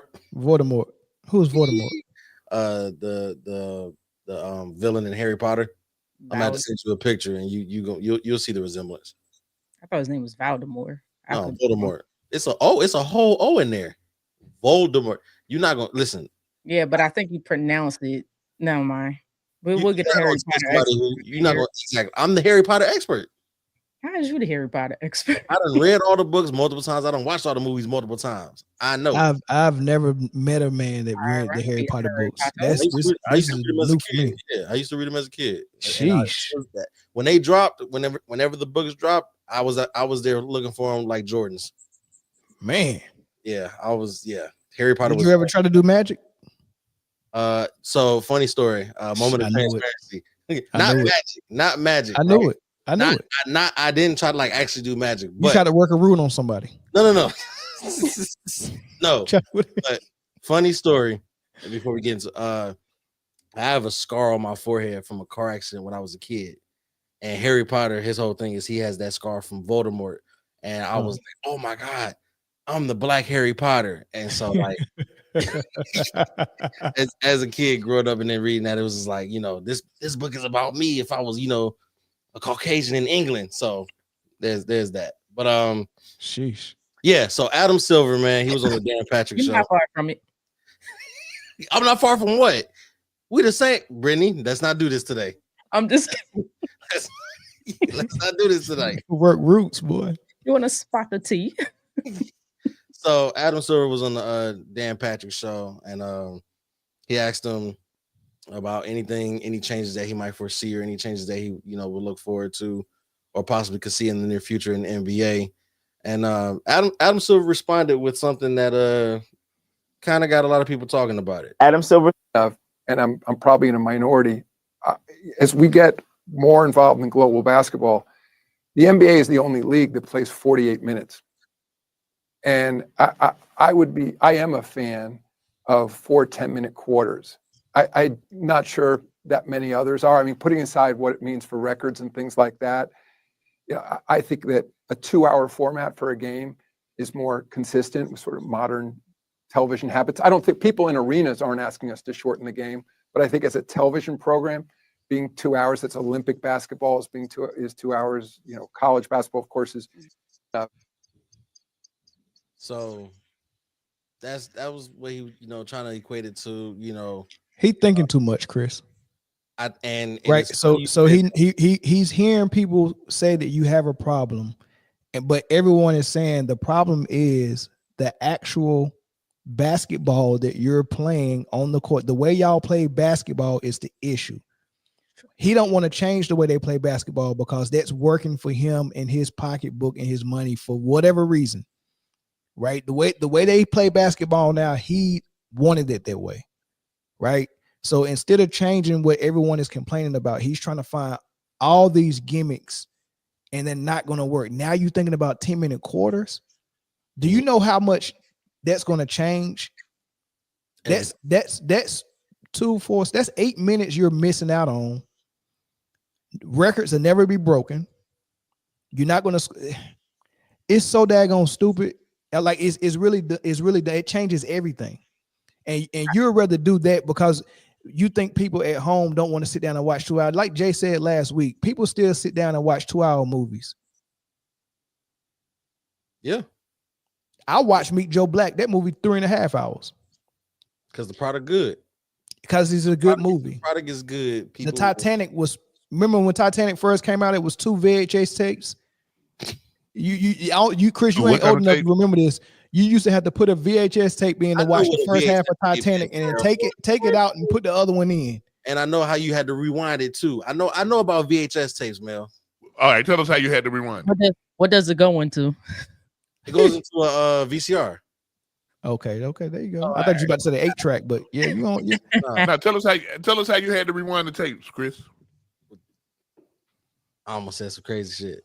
Lord have mercy. You know what I'm saying, right there. But anyway, No, you just hit rewind on the remote. What the hell are I'm you thinking talking about a about? cassette tape. What, Chris? I was thinking about a what's going on cassette this? tape. Not cassette. I was thinking Hey, about so what Chris told us is his VCR didn't work and they had to rewind tapes by hand. That's what just happened. I was always in punishment, so I really wasn't watching them anyway. But one more soundbite for you guys. Here's what the guys over at Gil's Arena had to say about Hold up. Real quick. Did he say it's the only league? Don't do that, Chris. Don't do that. Because I be trying to get my points in, and we're not going to do that this year. We're going to be different. I only do this. Thank you. I'm loving it. I'm loving it. Go I ahead. want to make sure I heard him right. He said this is the only league that does 48 minutes.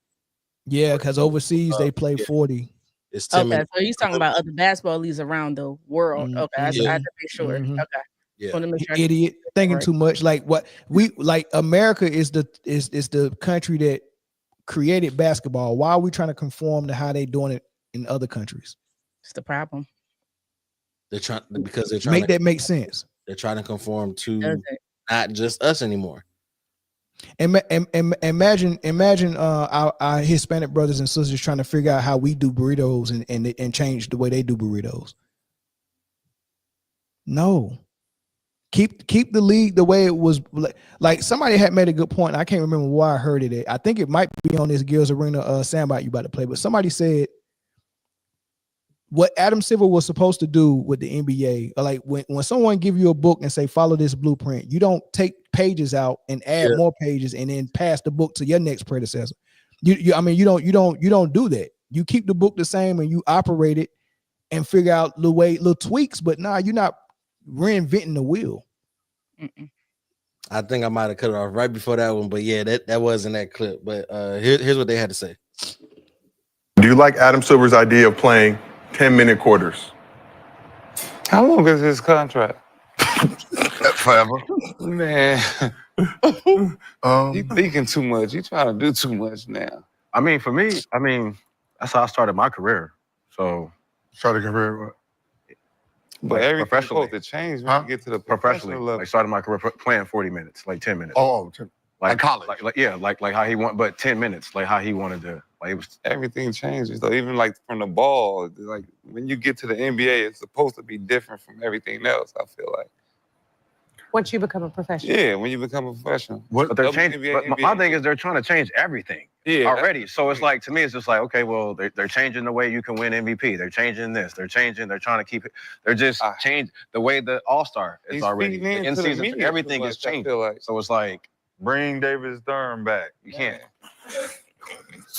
David Stern got a son or something? Because ever since Adam Silver took over, this shit been in the dump. So yeah, that's what they had to say about it. Brittany, go ahead. What do you think?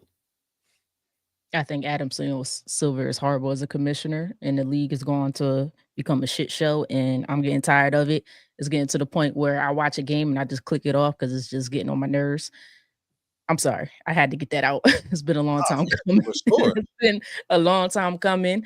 Don't mean to curse. I'm not a huge cursor, but I watched the product on the court is horrible.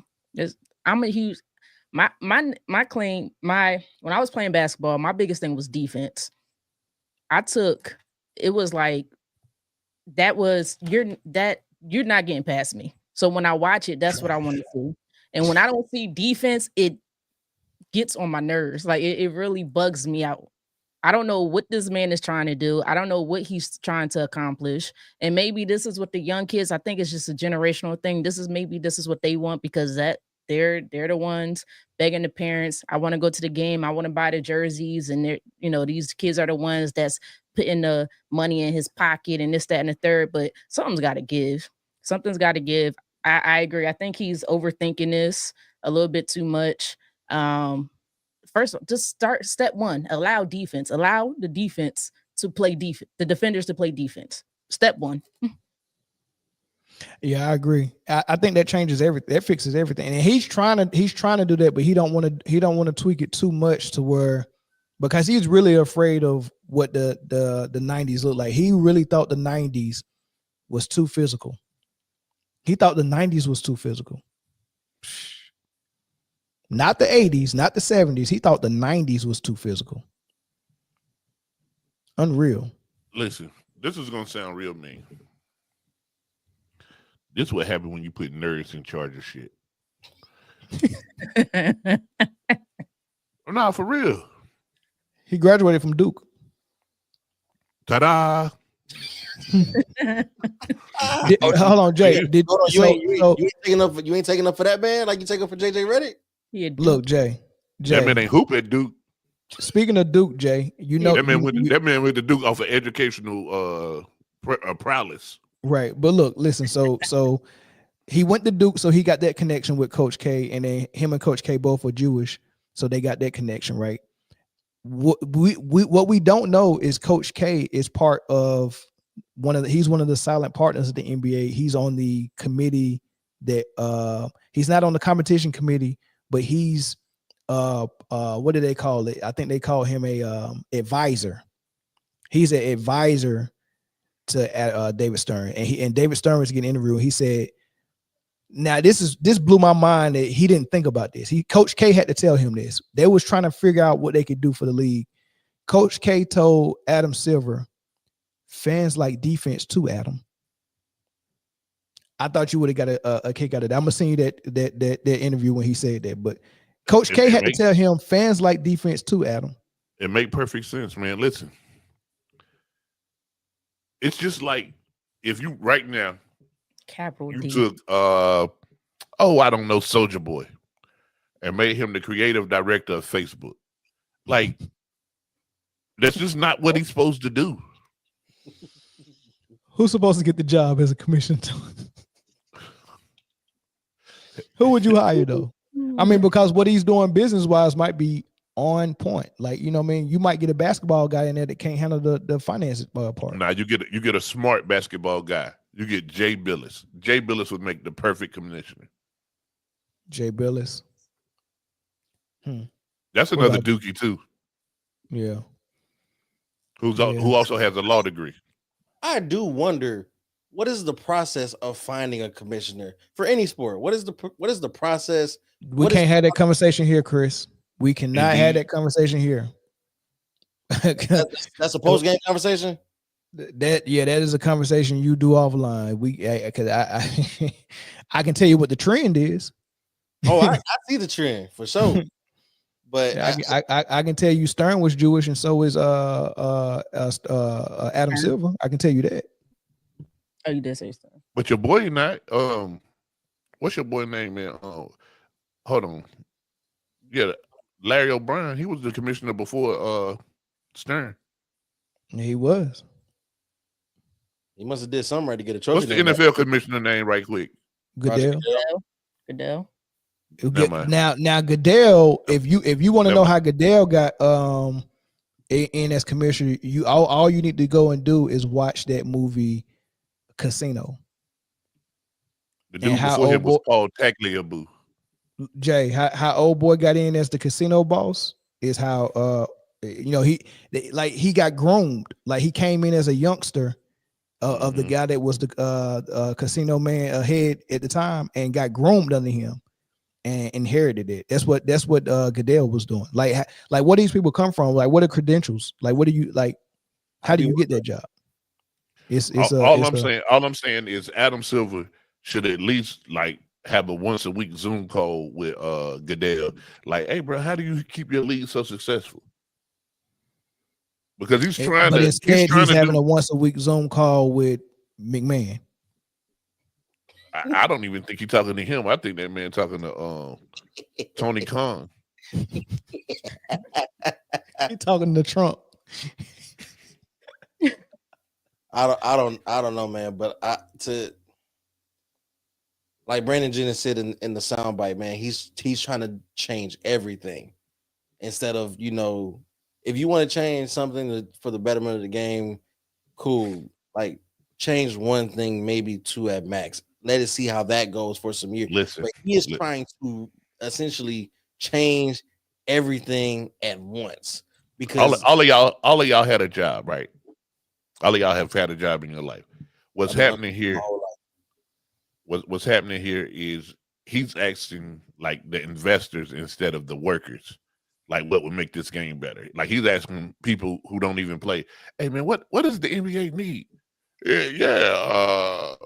Less defense, shorter times, and a bigger calendar. You know what I'm saying? Like one Taco used to. Taco used to.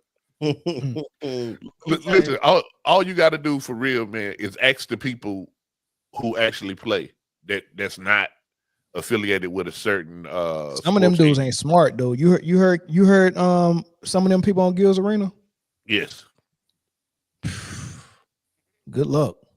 But then, I mean, Jay, you're telling Swaggy P how stupid he was.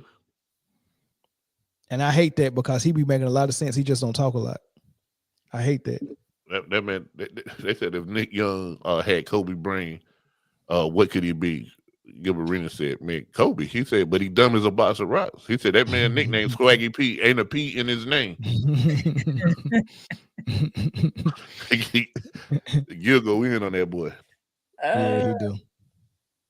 But hey, shout out to Homer Simpson. To the oh yeah, he gotta go. Oh wait, nope, read that wrong. Never mind. Nah, it ain't what you thought. What are you trying to spell? No, nah, it's two different people. Yeah. Oh. if Jay saw what I saw, told me up for a second. But Jay, to your point, right? So ask the players, the people who are actually involved, right? But then you got these people who have gotten accustomed and spoiled to the riches of a less defense style of game. So they're gonna be like, man, you know what? I'm getting, instead of me getting 21 points a game, I'm getting 28 points a game. You know, I'm doing this better than what I was. Maybe we don't change this. Maybe we don't go back to that. So it's like Chris, the final scores be like 137 or 128. Like that shouldn't be the no final overtime score. is great. Exactly, I agree. I can look up the final scores from the day so far. Jay, hold on, Jay. What you say the final scores be? 138 to 127. Nuggets, Sixers, 137, 134. Final. No overtime. No overtime. Jeez, you remember you had to give triple overtimes to get scores like that. You'd be lucky to get 100 points in regulation. These boys got 31 from Jamal Murray, 28 from Jokic, 24 from Porter, 18 from somebody off the bench named Strawther who can shoot. Bron 15. Aaron Gordon 11. 1, 2, 3, 4, 5, 6 guys in double figures. They only played 8 guys. It's ridiculous. You should never have 6 guys in double figures unless you like an all-star team. Yeah, it's crazy. There's teams that are out here hitting 100 points at the end of the third quarter. Like it's out of hand. Hey, hold on, time out. Spurs fan, can you elaborate how you came to that conclusion? I'm a little lost. Wait. That now that's a prime example of how math does not work. I mean, they are talking about 65 game seasons as well. Like he's trying to tweak so much stuff, man. It's just insane, man. Just fix the product on the court, man. You ain't got to change nothing. Just fix the product. And honestly, like they're not gonna shorten the season, but for the same reason they're not gonna get rid of the All-Star break, because that's that's something that you can sell. You know what I'm saying? Yeah. Period. Yeah. And if I'm an owner, and I can sell out of the arena for 82 games versus 65 games, give me the 82.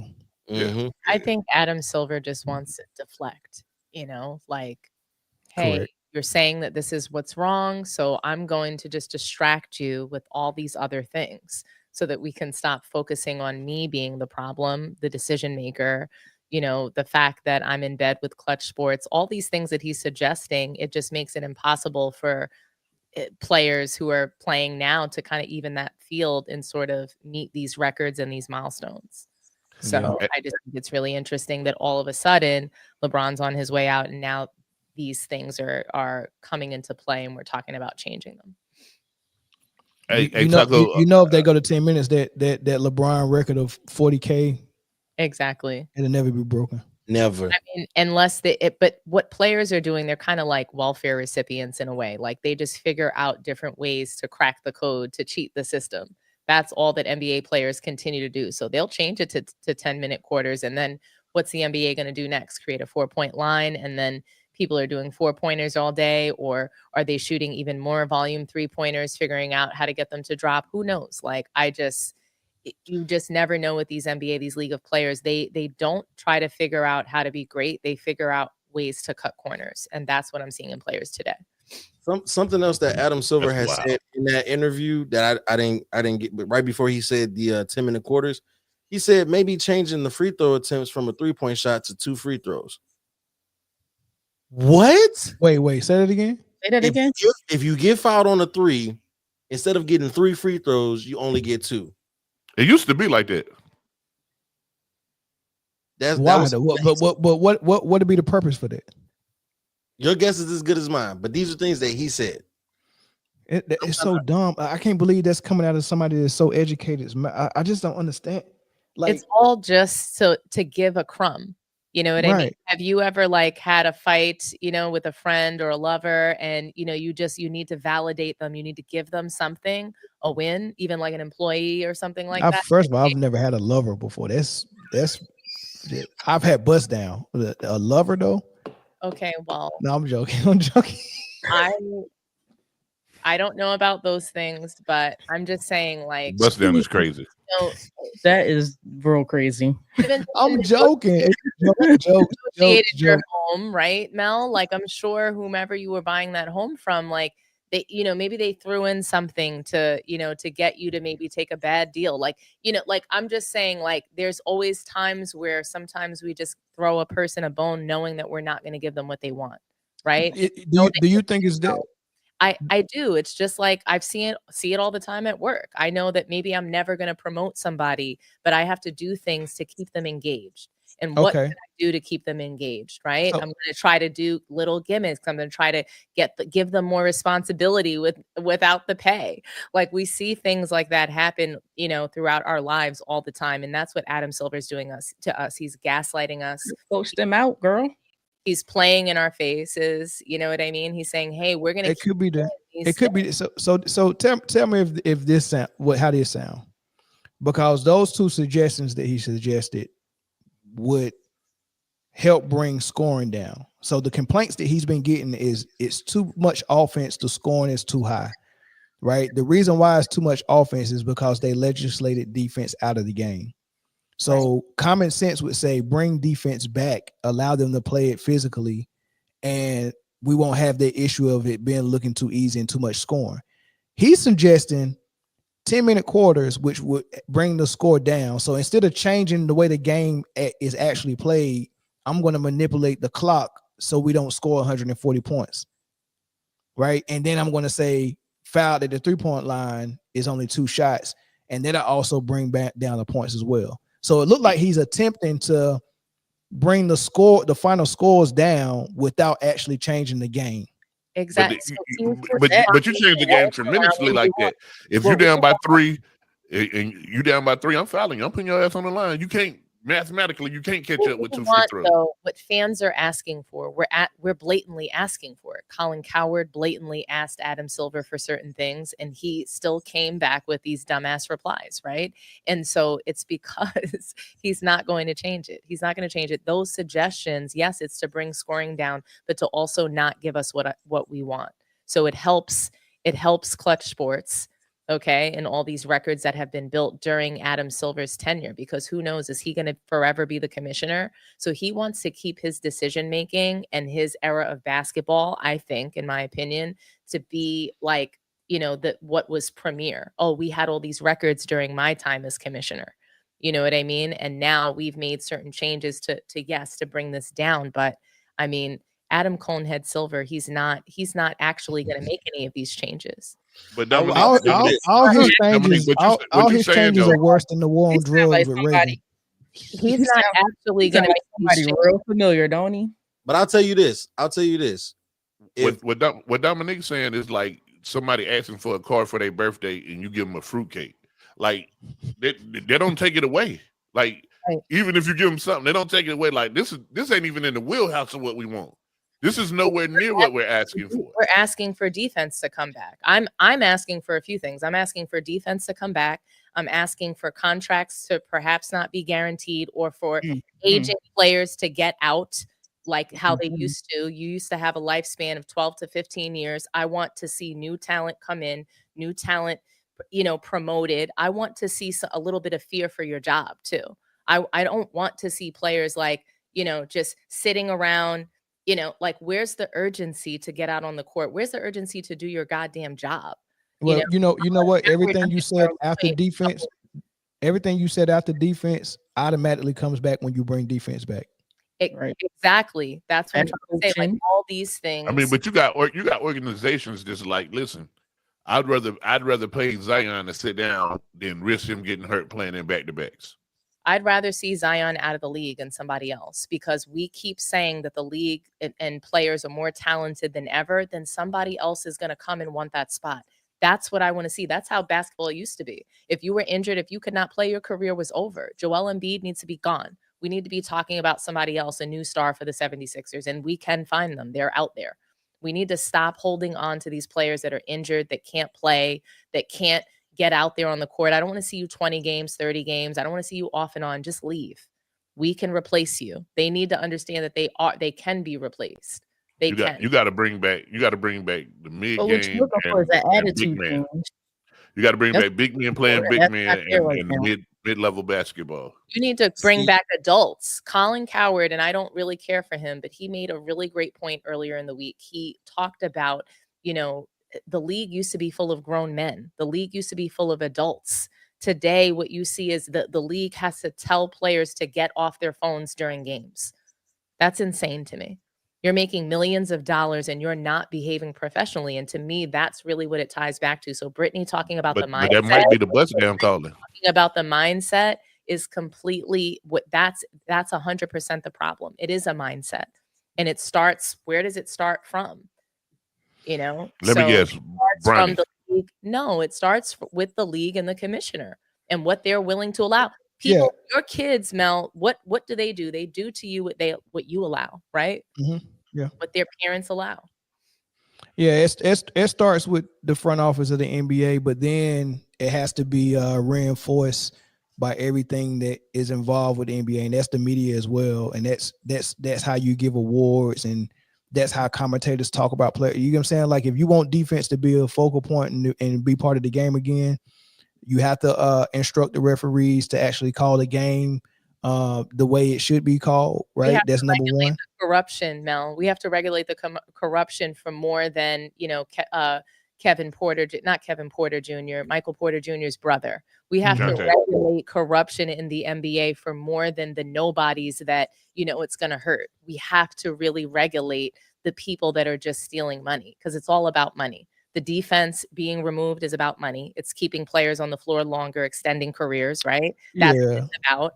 All of these things is all just about money and lining pockets. Yes, I'm with you on 85% of what you're saying. That now the money thing and the part about us getting rid of people that's stealing money like Zion and injured players like Joel Embiid, I can care less about that, because the owners are getting it hand over fist. I'm not going to regulate the how the players are getting money and not playing. I can care less. Right, because even if first of all, I'm not a fan of Zion's game anyway. I'm fine with him sitting out. I don't even want to see him on the floor. I don't like Zion's game. Right, Embiid's hurt. I don't want to. He's taking up a spot. That's right.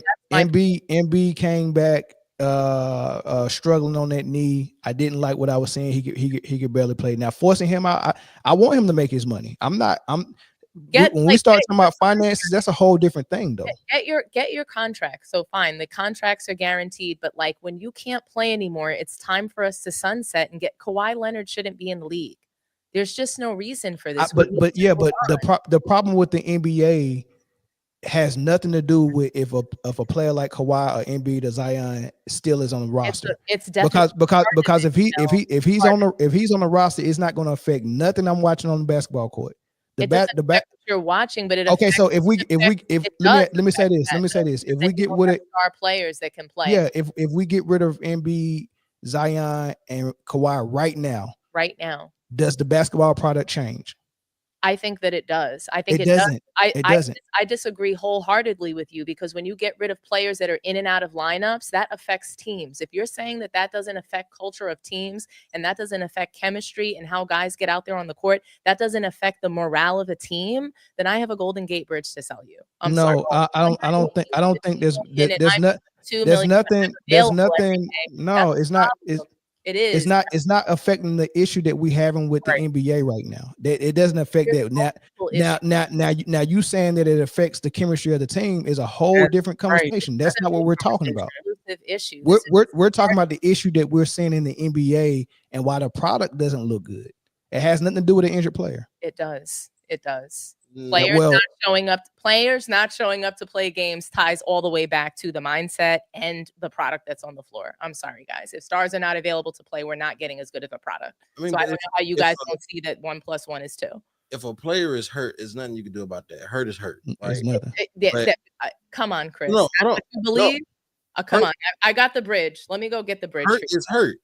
Everybody's hurt. And then think about it like this, right? So we get hurt, right? We sprain an ankle, or we I don't sprain my ankle. Hold on. If we sprain an ankle, or extend the knee or something like that. We you know what I'm saying? We random little freak injuries that we get. We're like, oh my goodness, we limping all day, just doing regular activities, walking through the house, going up and down stairs. But then you get these athletes, sprain knee, sprain MCL, high ankle sprain. And you expect them to want to go run and full weight on these bills and these issues. You got it, Chris. To make the issue worse, right? So if you hurt, you hurt. That's fine, right? I don't think that's the issue. These guys are not hurt. They're sitting out for toenails. They're sitting out for my stomach. That's what they say. Hold on. Have you ever had an ingrown toenail? Yes. And it's have you ever tried to live life with an ingrown toenail? Chris, I'm sorry. Michael Jordan played with his feet. Hell. I'm not saying every player should be held to Michael Jordan's standards. That's not what I'm saying. All I'm trying to say is these guys are not getting out there on the floor and playing, which also ties back to a poor product. That's why All-Star looks bad. These guys don't want to play. It's a participation issue. You don't want to play. It's not just injury. I wouldn't say that the injury. Want to play. I didn't feel like it. People have come out as, I don't feel like playing today. I wouldn't necessarily say that them being injured, because there's times when these guys are injured that you see talent come behind them because it's next man up, right? Injury. I'm talking about what Brittany said, mindset. It's not just about injury. Yeah, but Dominique, the issue that you're having with injured players not playing, the issue you have with that, they already have a built-in plan B for that. It's called a bench. It's called reserve players. That's why you have you have reserves. Hold on, let me say this.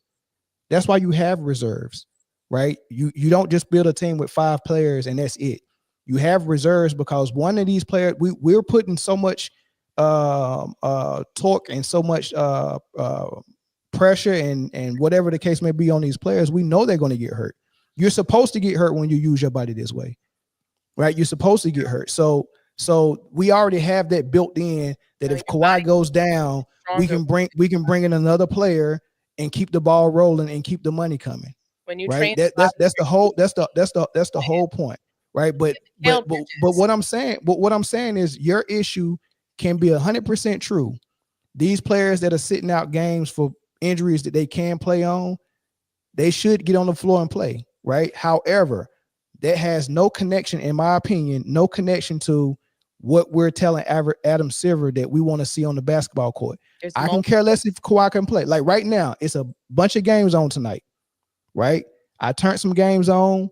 I seen if I watch Philly play Denver and Embiid is hurt, I'm not going to say we should force Embiid out of the league because he's hurt. That makes no sense to me.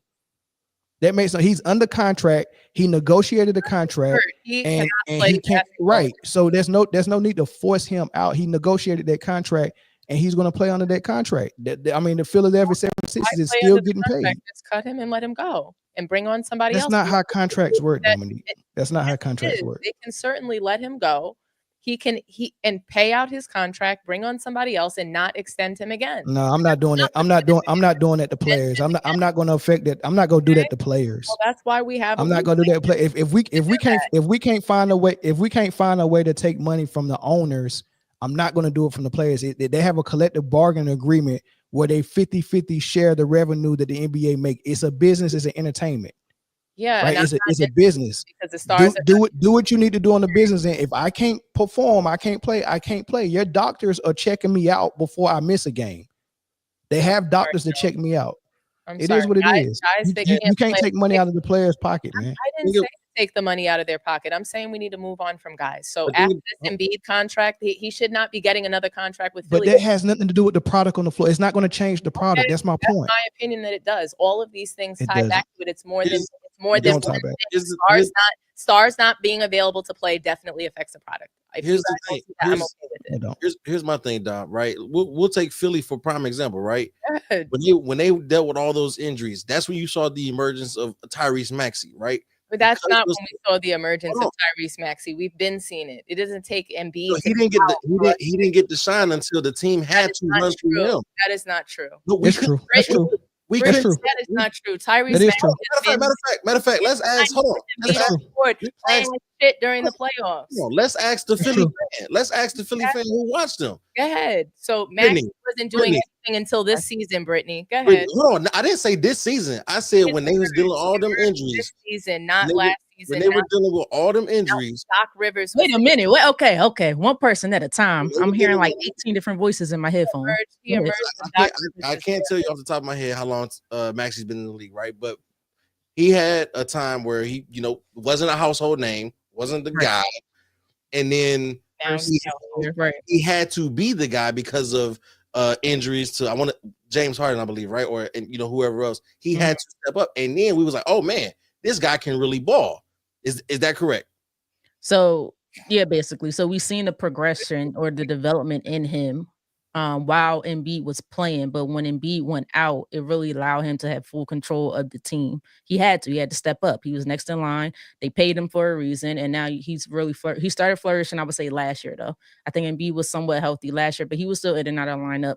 This year, you could really see it. Like but that's the same thing that happened with Jerry McCain when Tyrese Maxey went out. Jerry McCain. Exactly. Hold on, Dominique. Hold on. So my whole point of that is to say that players being injured is hindering the product. That's not true. If anything, it's still showcasing other product because now we're seeing what a Tyrese Maxey can do, what a Jared McCain can do. Because these guys are injured. So them being injured has nothing to do with the product. I'm with you guys now. You guys have convinced me that stars not playing on the floor doesn't affect the product. Come on, don't be facetious, I agree. man. It don't even call for all that. Don't be facetious. I'm just telling you, I agree. Stars not playing has no effect on the product on the floor. Don't put words in my mouth. I do think that stars not playing has zero to do with it. So don't put words in my mouth. That's the exact thing that you guys just told me. So I agree now. I do think that stars not playing does impact the overall product. But I do think injuries is another thing. Now I will say, like I said earlier, attitude is big. And sometimes when your leaders are out hurt and they're not putting in the effort, and this does impact the locker room, and it could impact the overall whole of the organization, the NBA as a collective whole. So I do think it can travel. But I think injuries can sometimes be somewhat a little bit different. I think it depends on the individual attitudes and how their position can impact everybody else. Like case in point, let me put a bow on it. Hold on, let me put a bow. Very clear about something, guys. It's not just about injury. It's about player participation. So whether a player is saying that they're injured or they're just not playing for personal reasons or whatever it is, there is not enough star participation, and that hurts the league and it hurts the game and the product that we're going to see on the floor. That's my final words on that.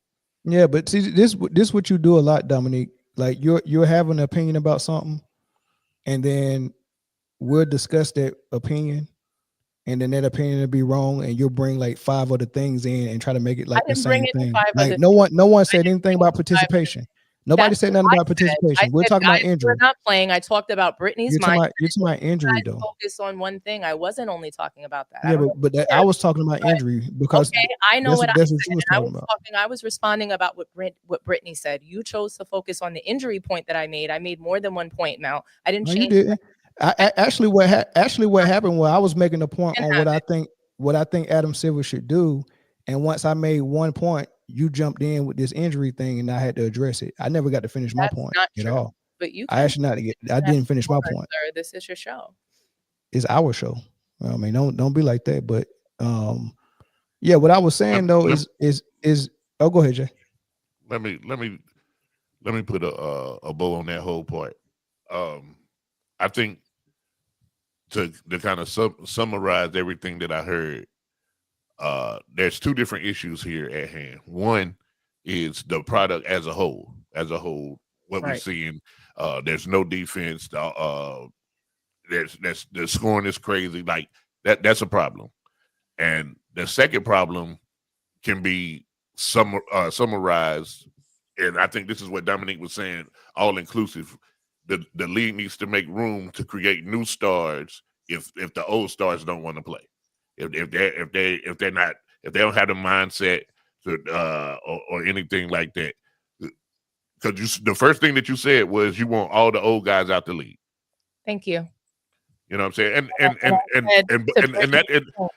so it's not just about injury, it's whatever it is that keeps them off the floor. Yeah. It's not injury. So what Melvin was saying too was that's a separate problem all in itself.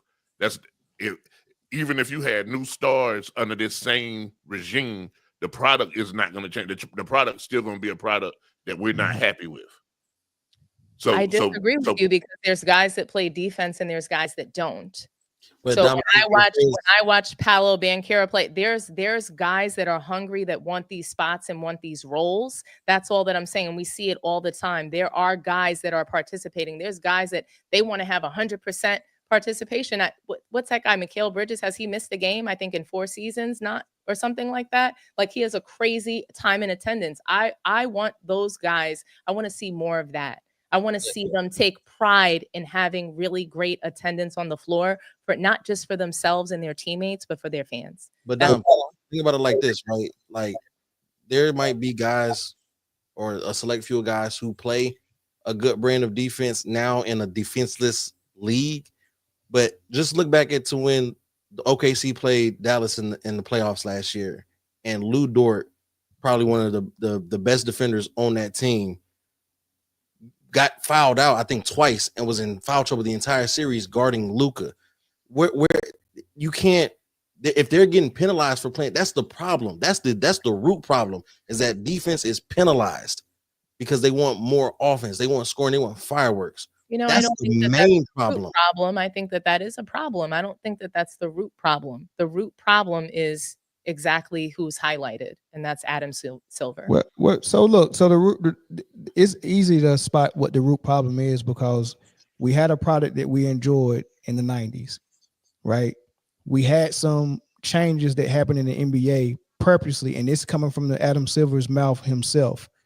I purposely changed the way we called games so we can have more offense. So I took the physicality out of defense. He has admitted this multiple times. When he took physicality out of the defense, every problem that we see that exists in the NBA all of a sudden arrived. So the root cause is you don't have a physical league anymore because you took physicality out of the game. You took defense out of the game. So you bring that back, and then you watch everything slowly, because this didn't turn into this NBA we're watching now. It didn't happen overnight. We had the 90s, we had the early 2000s, and then slowly but surely it got to where we at now. So but y'all still missing one thing too, man. Hold on, let me say this though. You're not going to change it overnight. So the root cause is no defense, no physicality. Put that back in, and we will gradually get back to where we was at in the early 2000s. It will happen. So everything that we're complaining about will just it'll resolve itself. You don't have to come in and say, well, hey, we're going to force guys out that get injured every other year. You can't even do that. So I wouldn't even waste time on trying to make that a solution. Like the collective bargaining agreement won't even allow you to do that, right? So I wouldn't even that wouldn't be part of my suggestion at all. That's just my point. And But Jay, before here you go the elephant in the room that nobody addressed. That what you're seeing in the NBA is a lot of these cats are from 20 to 25 years old. And just think about the 20 to 25-year-olds that you see that are not in the NBA. They're that generation. That's a problem too. You get what I'm saying? Like, say that part again. What you see in the NBA is a lot of kids that's from 20 to 25 years old. If you just if you go down the street and just find some 20-year-olds, some 22-year-olds, like they ain't worth shit. You know what I'm saying? For the most part. Oh, there's so much talent, Jay. Honestly, like I don't need 25 years of LeBron.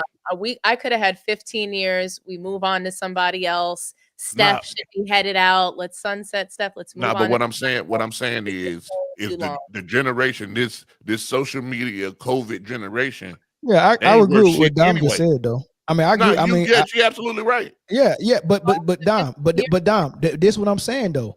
If physicality and defense was part of the game, do you think these dudes would be wanting to play 20 years? No. I think that LeBron would still have been hanging on. He's got that body. He couldn't have. It would be too physical. He would be getting embarrassed on the court if it was the 90s, early 2000s. I'm just saying those big bodies. 40 years old with 40 years old with 40 years old with you played 12 to 15 years of physical 90s. Kareem did it. That's what I'm saying. Hold on. 40 years old of physical 90s defense that you had to play and was played on you against 7-foot trees down there. Not a league where we're saying, hey, Andre Drummond, you're obsolete in this league. You can't even get on the floor. No. Not Draymond Green playing center. No, not that league. I'm talking about David Robinson. I'm talking about Tree Rollins. I'm talking about Rich Smith. I'm talking about the Dale Davis brothers. I'm talking about the Wallace boys in Detroit. I'm talking about huge Chris Webber, Vlade Divac in the starting line. I'm talking about huge lineups, clog lanes. You're not playing 20 years like LeBron is and running and jumping like that. No, he's going in 15. Defense needs to come back. Steph Curry is going in 15. So if you bring that back, you think I promise you. But I want to say is playing a 20 something career. I think guys that have that big body, yes, Steph Curry, no, he's gone. I think he should be gone now. But the bottom line is the root cause is Adam Silver. You just said it, Mel. You just said he basically flipped a switch. He shut defense off that fast. Okay. And he has the ability to flip that switch. Maybe it's not coming right back just as physical as the 90s, but he's the person that is in charge of that and making sure that we do get it back. He's the person that can say, hey, we need to bring defense back and we're going to incorporate this again. And I'm going to listen. The TikTok generation not going to play hard no matter what. Maybe not. I mean, maybe not. I mean, look, we Jay, in the rap game, we were shiny suits and dancing like Puff and Mace until DMX came around. We just need a Kobe or Shaq to come in and DMX the game. It can happen. But so you think the how we fix it is through another revolutionary player, like another transcendental player? No. The reason why I mentioned that is because Jay said these generation of players are a certain type, and I'm saying even in this generation, there's going to be a person that come around that's not of that ilk that's going to be just as good or one of the greats that can create change, right? But I really and to your Adam Silver take about him being the problem, you can kind of say that because he's creating the rules, but these are things that was set in motion by David Stern. David Stern was already going down his line, right? He wanted to globalize the game. He wanted to reach the entire world overseas. Like this is his blueprint that Adam Silver is carrying. Adam Silver sat under David Stern the last 10 years of his he sat in the seat learning from him. And these are the things that Stern wanted for the future, right? So it's not just Silver. His replacement will probably be on the same lines as that, unless his replacement is Joe Dumars. But who knows how indoctrinated he is, because Joe Dumars has been sitting under him. Is Joe Dumars still black? I was just asking. I ain't seen him in a while. I want to pose a thought to y'all. I was sitting here thinking that while y'all was talking, right? Obviously, because the style of league play has changed, so has conditioning, right? if you bring back defense, you bring back having the condition for both sides of the game. You have to bring back conditioning for 94-foot defense for 48 minutes for 82 games. Do you think that you bring back that it'll solve your injury issue? Because now people are only conditioning for one half of the game. They're not used to playing defense. So when you have to go play defense, you get hurt. But if you condition for the whole game, your body is better prepared and you last longer. Chris, you're giving kids NIL money in high school. By the time they get to the league now, they're already millionaires. You can't make them work harder than what they already had to do. More. Yeah, you can't. They don't even practice. That's what I'm saying. It's shot. It is lost. If that's you've been paying. Imagine if you started paying LeBron real money at Sierra Canyon. Yeah, that's a good point, Jay. And if that's really where the state of it is now, I think that the product is too far gone for saving at this point. Well, because you have to get all the way down deep into the trenches, right? So you have to start with middle school basketball and high school basketball, and then the NIL deals. You have to affect so many different parts of the basketball. You got to get rid of AAU. You got to get rid of AAU. It's so crazy because, you know, being somebody from New York, like getting rid of AAU, it just sounds crazy. You know, being from New York, bring back shit like the Rucker. Like the Rucker is well respected in the basketball community. I know. I lived over there. I'm just saying that, like, you know, you had Rucker, you had AAU. Like, you know, when I was growing up, AAU was fire. It wasn't, you know, what they talk about it now to be. So it was special for you to be on an AAU team. The best of the best were going to be on those teams. And, you know, you wanted to compete and you came out hungry because you were hopefully going to be noticed and, you know, and in line for some bigger opportunities. So it's crazy to me that, like, we're at a place, like, I'm just saying the state of basketball, the state of the union is so bad that we're saying, get rid of All-Star, get rid of AAU, get rid of all these things that drive basketball culture. You know, because it's created a horrible culture. Because, like, listen, on some real stuff, like, you don't even see real talent at public schools anymore. Everybody going to a private school or something like that. Right? That's what I was about to say. It's all about the parents that have the most money that can put their kids in position. So, you know, because it's not AAU used to be where you sent your kid to get better for high school. Now AAU is the pipeline to college. The game is getting all jacked up now. The cameras are on AAU. I can't even tell you when the last time I saw a high school game on ESPN. But that used to be a thing. The top schools in the nation used to play on ESPN. Oh, they still on there. They just all private schools. They schools that your kid couldn't just openly enroll. Somebody paying, even if the parent don't have the money, somebody paying, invested in that kid's high school career, to get money back on that NIL. Like there used to be pride in state championships for your school. Now it's just like, oh well, I use high school to get me ready for AAU now. And AAU is the pipeline to the college and NIL deals. Some cats not even playing high school ball. Crazy. And high school ball used to be high school ball was crazy. Like those games used to be live. And people used to be they're still live, ain't they? They're not still live? No. The stands be empty. It don't even matter if your team undefeated. Stands still be empty. Something like it's crazy work, man. And like Jay said, man, if high schoolers is getting money now, and you know, this is what the state of the game is, and this is what everybody is coming up looking at, and this is what they see, it might be over with. We might be making a dead point because it's too many things to try to correct something. At one point, do you just let it die? You know what? It's kind of like that hole in the wall restaurant that you love so much because nobody knew about it. And then, you know, they started changing things. You know, they like all their ingredients got a little bit cheaper and more spread out. And, you know, I feel like that's what we see with the NBA and what they're trying to do and create this global league, you know? So are the true fans the people who always been going to that restaurant? And then all of a sudden everybody found out about it. And now you got these other people. Exactly. And now, oh man, we got some more sophisticated people here.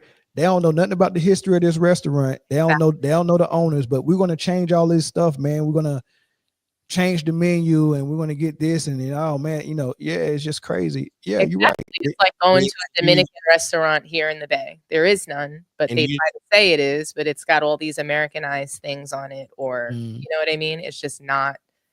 And the true fans, the NBA basically. The true fans of that restaurant from when it began, we still go because we are hanging on to the hope of what was. Yeah, and that's what true NBA fans are. We're still holding on to the nostalgia of what we remember that fine restaurant to be before everybody else got a hold of it. And we're here to keep talking about what it used to be, right? And try to get it back and, to lament and sort of, try to drive this culture again, even if it's just within the media, right? So it's got to start somewhere. But like I said, if it might be too far gone of a product to bring back. Shout out to Top Black said this is a great show. I guess he liked the way that I had to educate Dominique today. Listen, guys, this happens. This happens often. I have to educate. I'm the oldest. I'm the oldest on the panel, so a lot of times I have to educate. What I mean? By far, being 50 plus, the oldest can also lose the mind. Yeah, it's like dementia starting. Alzheimer's, dementia. Yeah. I mean, we just saw Sleepy Joe for 4 years, so it's being the oldest, the best. It's starting early. It's starting quick for you. We almost at the 2:30 mark. I guess we can run through our picks for Super Bowl really quick. Y'all want to run through the picks? Yeah. I'm sorry. I'm sorry, sorry, Brittany. Sorry, Brittany. I can't bet against that man. Oh, I don't care. I can't bet against that man. That does not bother me. It's gonna bother you when I'm right, though. I know it doesn't. It ain't even no point in asking Jay. It's just not Chris. I do not crash out. I ain't crashed out in a while. I owe y'all one. Boy, that was like last week. What you talking about? I didn't crash out last week. Y'all awoke me from my darkness retreat early. I was supposed to be in slumber for like at least till the draft. Who's Dominic? Oh, my. You got 2 T's in the name, Brett. There's a K in Dominic. They did not say Dominique. They said Dominic. Oh, Dominic Brett, finer as hell. All right, tell us about this game, Jay. Let's pretend like we're trying to do how did Chris disappear? Let's pretend like we're trying to do it by the numbers. Let's talk about who's going to have the edge, who's got the best defense, who's got the best offense.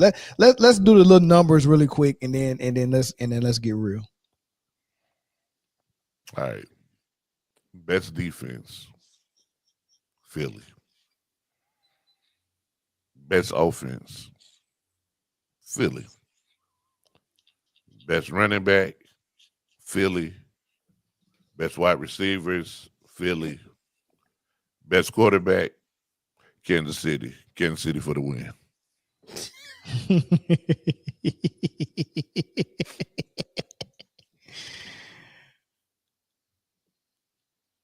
It's hard to dispute that. I'm not even being facetious. But Patrick Mahomes is definitely the better quarterback than Jalen Hurts. But it's marred by the extra effort of the Zebras, man. Yeah, right. Listen, I'm tired of this. Listen, I'll tell y'all guys exactly why this game is going to be close. Andy Reid is a better coach than Nick Sirianni. Period. Well, Spags, listen. The worst thing that ever happened to Philly right now is that Spags know what Jalen Hurts is capable of. You won't see that again. You won't see that again. Everybody thinks that the Chiefs are going to sell out to try to stop Saquon Barkley. Listen, since Spags has been a defensive coordinator for 18 playoff games, they have not given up 100 yards rushing. You don't have to sell out. It's already built into your system. It's going to come down to coaching, and if at the end of the game the ball is in 15's hands, in 15 we trust. Well, football is a game with inches, and the head referee, the head official for the game of the Super Bowl is 5'9". So I think that's all the inches they're gonna need. I'm gonna go Chiefs. And Chiefs go win this one, man. I'm rooting for Saquon in Philly though, but hey, if I'm a betting man, I'm not betting on this game because you're not gonna win no money by betting on the Chiefs. So not if you bet on the outright winner, but not real talk. Money on some props. I'm going to show y'all. I'll put it in the group chat. Yeah, I made a bet on the Chiefs to win the Super Bowl. And the funny thing about it is, when I send it to y'all, I want y'all to look at when I made the bet. The beginning of the season. Yeah, you probably could win some money that way. But no, it still ain't no money. It still ain't no money. They probably still had good eyes though. It still ain't no money. I mean, it's more than what you bet. Any positive money is. Wait, good you got it already? Yeah. If they win, that's what I'll get. That's the payout. No, he's talking about that. I get the picture already. Yeah. Well, I have a question for you, Jay. What do you say to those that are saying that like the Chiefs should not be headed to the Super Bowl and that they're gonna win? You know, they're gonna basically get this three-peat, this historical thing that's gonna happen, and it's just gonna be because they were given it. They're not gonna earn this Super Bowl. When you can't beat people, you make up lies about them. Well, because what I heard was that they couldn't beat the Bills, and then all of a sudden they're beating the Bills. Oh no, they could beat the Bills. I don't know who said that, Dom. That's what I heard. I heard that like we couldn't beat anybody. Well, you got a lot of family in New York. That's probably why you heard that. They only I heard that the Chiefs really can't beat any of the East Coast. I got you on this one, Jay, and it's gonna pain me to say this because I entirely hate the essence of the Chiefs. But the Chiefs, the Bills can only beat the Chiefs when it doesn't matter. That is literally it. They only can beat them in the regular season. Saying that the Chiefs are cheaters, you guys know I wouldn't know, but I just Russo, he plays for the Bills. He was on a podcast and he said there was a formation that the Chiefs used twice. One time they handed the ball off to Kareem Hunt, and the other time Pat kept it and scored a touchdown. Both of them, they scored touchdowns with both tight ends in the backfield. They said, listen, we watched every Chiefs play for the whole year. We never seen that formation. We never seen them do that at all. That's coaching. Andy Reid is not putting stuff on film. I've been telling people that all year. I don't think that's why they won, though. I don't think they won because they scored more points. That's usually how you win. But we're also forgetting, yes, do I think the Chiefs are a better team than the Bills? Yes. But we're also forgetting that towards the end of that game, when the Bills had the opportunity, and that's what I mean by when you have a good team should be opportunists, right? Opportunists, whatever. I can't think of the word. But and that's what the Chiefs are. If you don't do what you're supposed to do, I'm going to finish it off for you, basically. So if we remember the last couple drives from the Buffalo Bills, it's like they went back to playing extra hero ball that never works for them. You forgot you had Cook the last two drives. You weren't even using your running back the entire time. You put it all back onto Josh Allen's in his hand. And it you can't do that. Why did you go away from what was working basically the entire game and honestly the entire season? Brittany, that's what I'm saying. It comes to coaching. When the pressure comes on, pause, and you know what I'm saying, and that's what I'm saying about Nick Sirianni. Like he's going to try to do something that's not typical of him that may cost you guys the game. Nick Sirianni, I disagree with that one. But when it comes to the Bills, I don't know if we say Josh Allen is the quarterback that we say he is, right? Or a lot of people said he is super supreme elite quarterback, one of the top, second to Mahomes or top three, whatever. Shouldn't he also know that? Does he not have what's Here go the thing. McDermott took a point off the board to go for 2, didn't get it. So then he had to go for 2 again later on in the game, didn't get it. You know what I'm saying? He was doing stuff he normally don't do because I gotta do something. Every time we got the ball, we gotta do something. You know what I'm saying? It's that pressure of facing the team that's used to winning. I get that. But as the quarterback, if you're supposed to be an elite quarterback, is Josh Allen considered an elite quarterback? Yeah. He's considered an elite quarterback. You're not going to tell me if it's Pat. Well, we know Andy Reid's not going to do that, but you're not going to tell me if Patrick Mahomes disagrees with Andy Reid, he's not going to go to Andy and say, "Yo, Andy, no, let's do us. Let's not do them. Let's do us."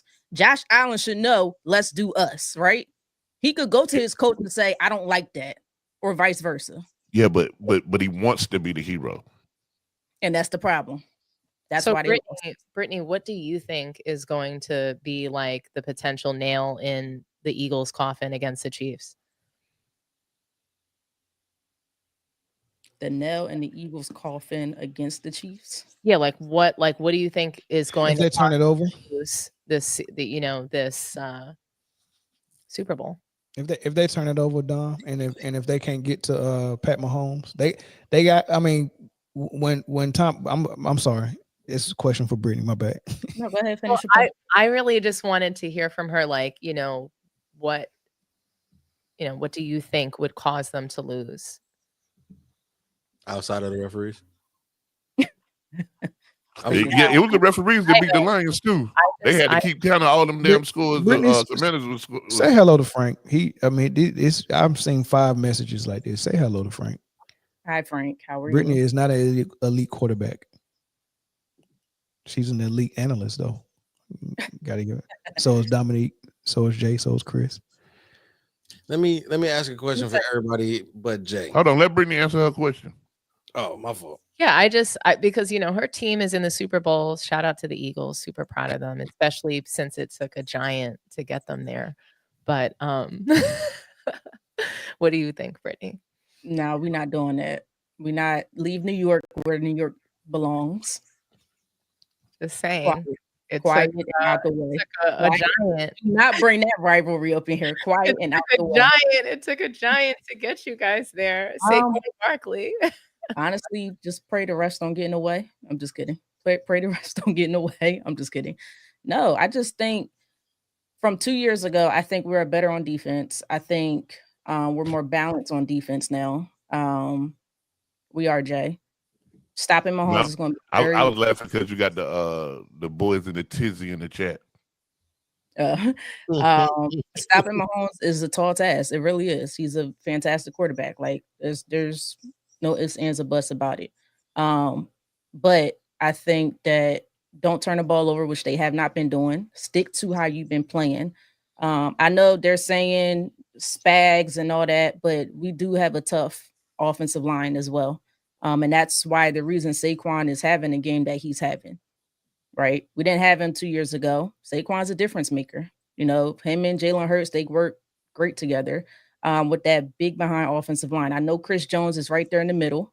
So you're going to have to somehow slow him down. But it's going to take a full team to try to stop this oil machine in the Chiefs. It's not going to be easy task at all. Could it be done? Absolutely. Will it be done? That's a different story. But we'll see. Well, I'm rooting for the Eagles, Brittany. They got to get to Pat Mahomes, man. If you can't sack Pat Mahomes, because when the Patriots was clicking on all cylinders, the last time I seen a quarterback and a team operating at a high level like this, that was very hard to beat because they didn't beat themselves. They had the comeback king under center. Like, you know what I'm saying? Even when you get up on these dudes, you can't count Tom Brady out and the Patriots out. You know what I mean? They was well coached. They didn't beat themselves. They didn't turn the ball over a lot. And that's what the Patriots and Pat Mahomes are. They're poised.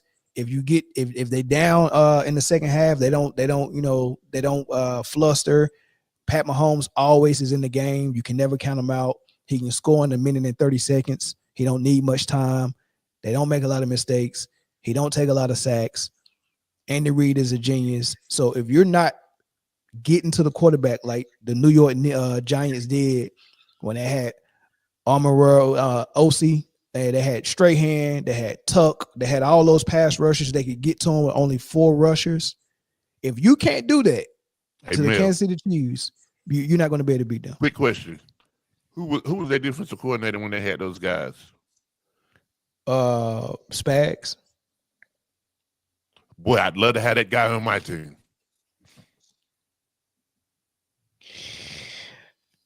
I mean, touche.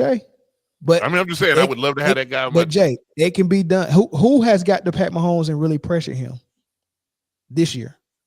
I don't remember. He got sacked 35 times in the first 14 games. Everybody got to him, and they still won out of the game. And But then we made an adjustment on the offensive line, and now Pat has been relatively clean when it counts the most. Up the middle, moving your all pro tackle. I mean your all pro guard to tackle. That's gutsy. That's ballsy. So who's in the middle? So you move Tooney out to tackle, and then you put a guy on the bench, Chris Caliento at guard. Creed Humphreys is all pro. Then beside him you got Trey Smith, all pro, and then beside him on the other tackle, Jawan False Start Taylor. Boy, So Jawan jumps a lot, Taylor. I like to call him. So those two guys are going to basically double Jalen Carter, right? They gonna have to. If he's Who's Jalen not gonna Carter, He said they're they're gonna have gonna to. He said they're going to have to. They are No, going to have. they're like, not you going to can't have play. to. No, they're Here's going the to have thing. to. Here's the thing. You Jalen Carter, can't- come on. Come you're not come gonna get stop Pat. Jalen Carter one Come on get one. Pat. But you better not miss, because Pat he steps up in the pocket and then he's out for 15 yards. I'm telling you this now. He does not miss. If he gets one-on-one, I have yet to see Jalen Carter miss anybody. I don't care how fast they are. And Lamar Jackson is way faster than Pat. They're not. I'm telling you this now. They're not going to block Jalen Carter one-on-one. You know, last time we played the Eagles. Jalen Carter was not there. No, he wasn't. But listen. What y'all had, y'all set a record for the most sacks in the season. You also did not have Jalen Carter. Jalen Carter, only in his second year, is way better than Fletcher Cox. Even Fletcher Cox knows this. So that's a different animal that you have to answer to. Y'all had Everybody the most. in the entire league knows this, including the Chiefs. Y'all had the most sacks in NFL history, and in the Super Bowl. To right now, in the Super Bowl, how many sacks did y'all get? Oh, that's right. That number was 0. In the Super Bowl, y'all had 0 sacks against Pat the last time. So if I can recall, nobody really had sacks on each other. That field was bad as heck. Everybody was slipping and sliding, weren't they? Yeah, but that does not impact. No. That does not impact the defensive line when they can't get their footing. Jay, be honest.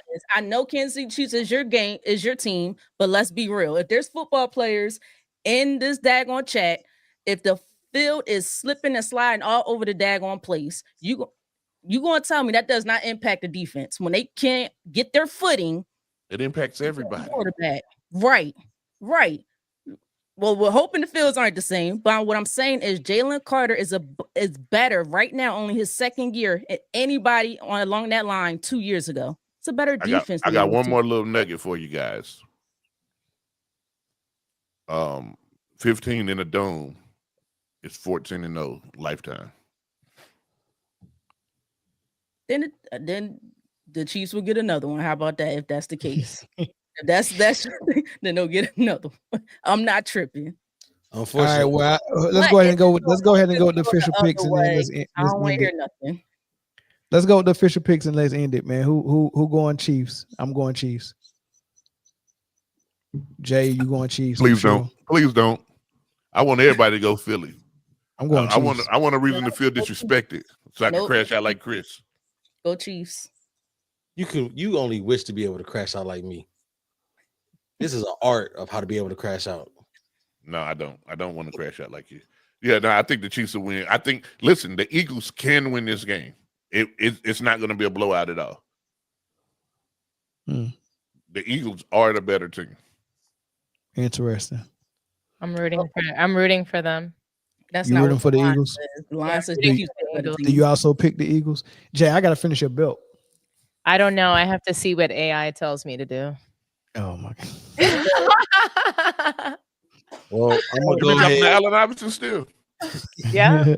Hey, I'm gonna go I love ahead. some Allen Iverson. I'm gonna go ahead and close the show out with a book 'em. Shout out to my dog Jay. Book 'em pick. Final score 31-30. Philadelphia. Last minute field goal. Last minute field goal. I gotta book them too. Book them.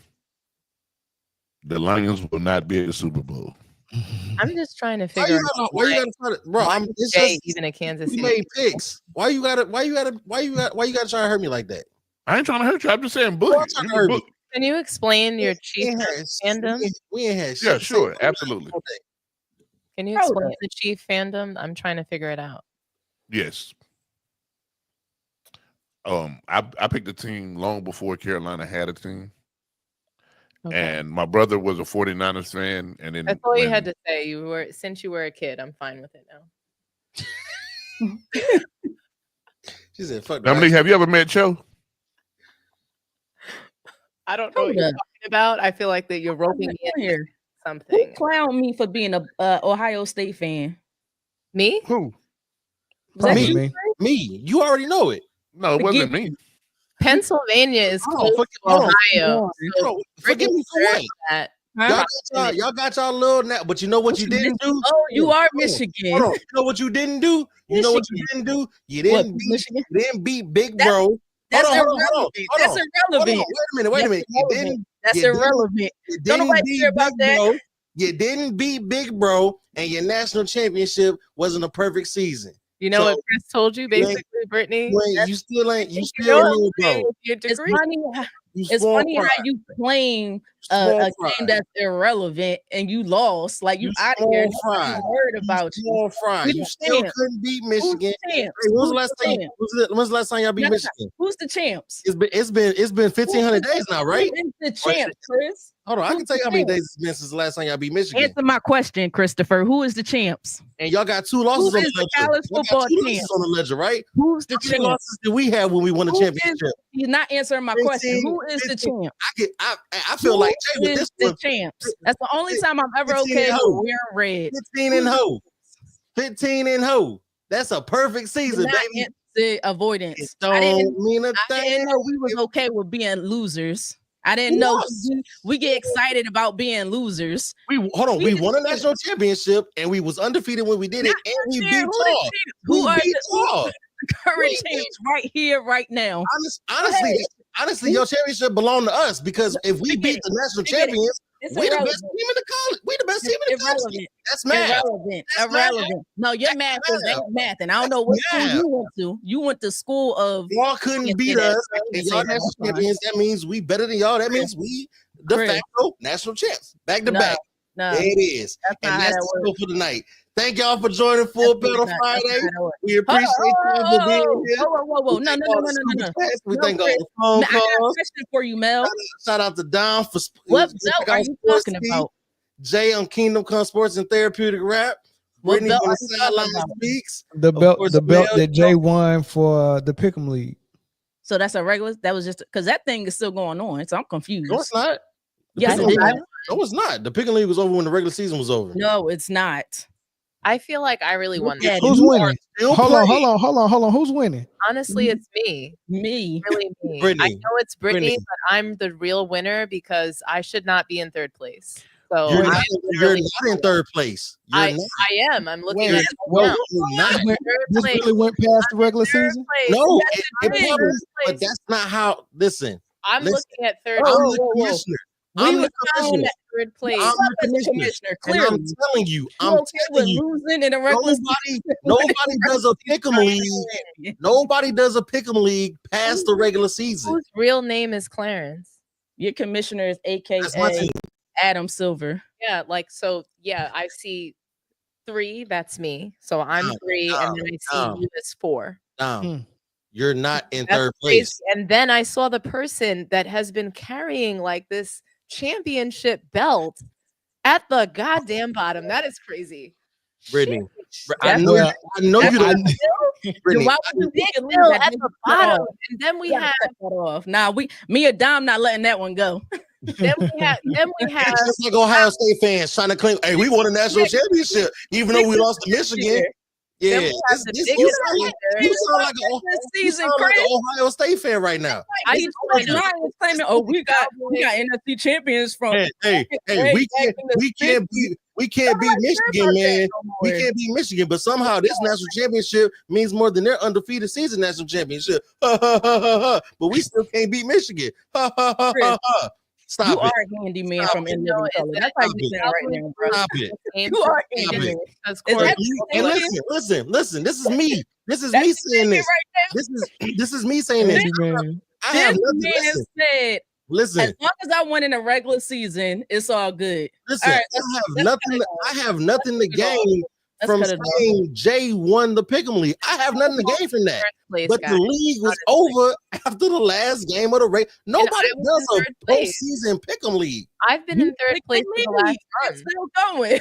It's not still going because who else was making picks? Who else was making picks? I was in third place. So I was making picks. You were not in third place because the league was over a month ago. Chris, all I know is there was a lot of serial losing happening amongst you guys. Okay. No, it wasn't. I am in third place, which is really good. You're in no, you're not. You're not in third. I'm really in third place. You know what? You know what? Being third place. Some shit. It's time to get off here. I'm just saying, really make it sound more crazy. And so Mel, what can I expect my belt? Exactly. I don't know what I am the person that deserves this belt. I'm gonna order it tonight, Jay. These were text me. Wait. Did you hear what Dom just said? If that's not delusion personified, I'm the bronze. Hold on. Even if this shit still counted to today, she is in so-called quote unquote third place. She was like, if anybody deserves the belt, it's me. First place. What? Because I shouldn't be there. I shouldn't even be charged. Can I make one last statement? Then I'm done. No. So Dom can't celebrate about being third place, but you could celebrate about Michigan losing in a regular season. He can't celebrate winning in a regular season and not winning a third place that doesn't exist. The league was over after week 18. We'll be back Friday. This is prime women logic right here. I women logic. I've been in third place. This is what's wrong. This is what is wrong right now. I was ready. Prime women logic is terrible math. This is terrible math. Thank y'all for coming out, man. We'll see y'all next week. Is you, Chris? You don't hear yourself? What? Y'all delusional? Talking about some release?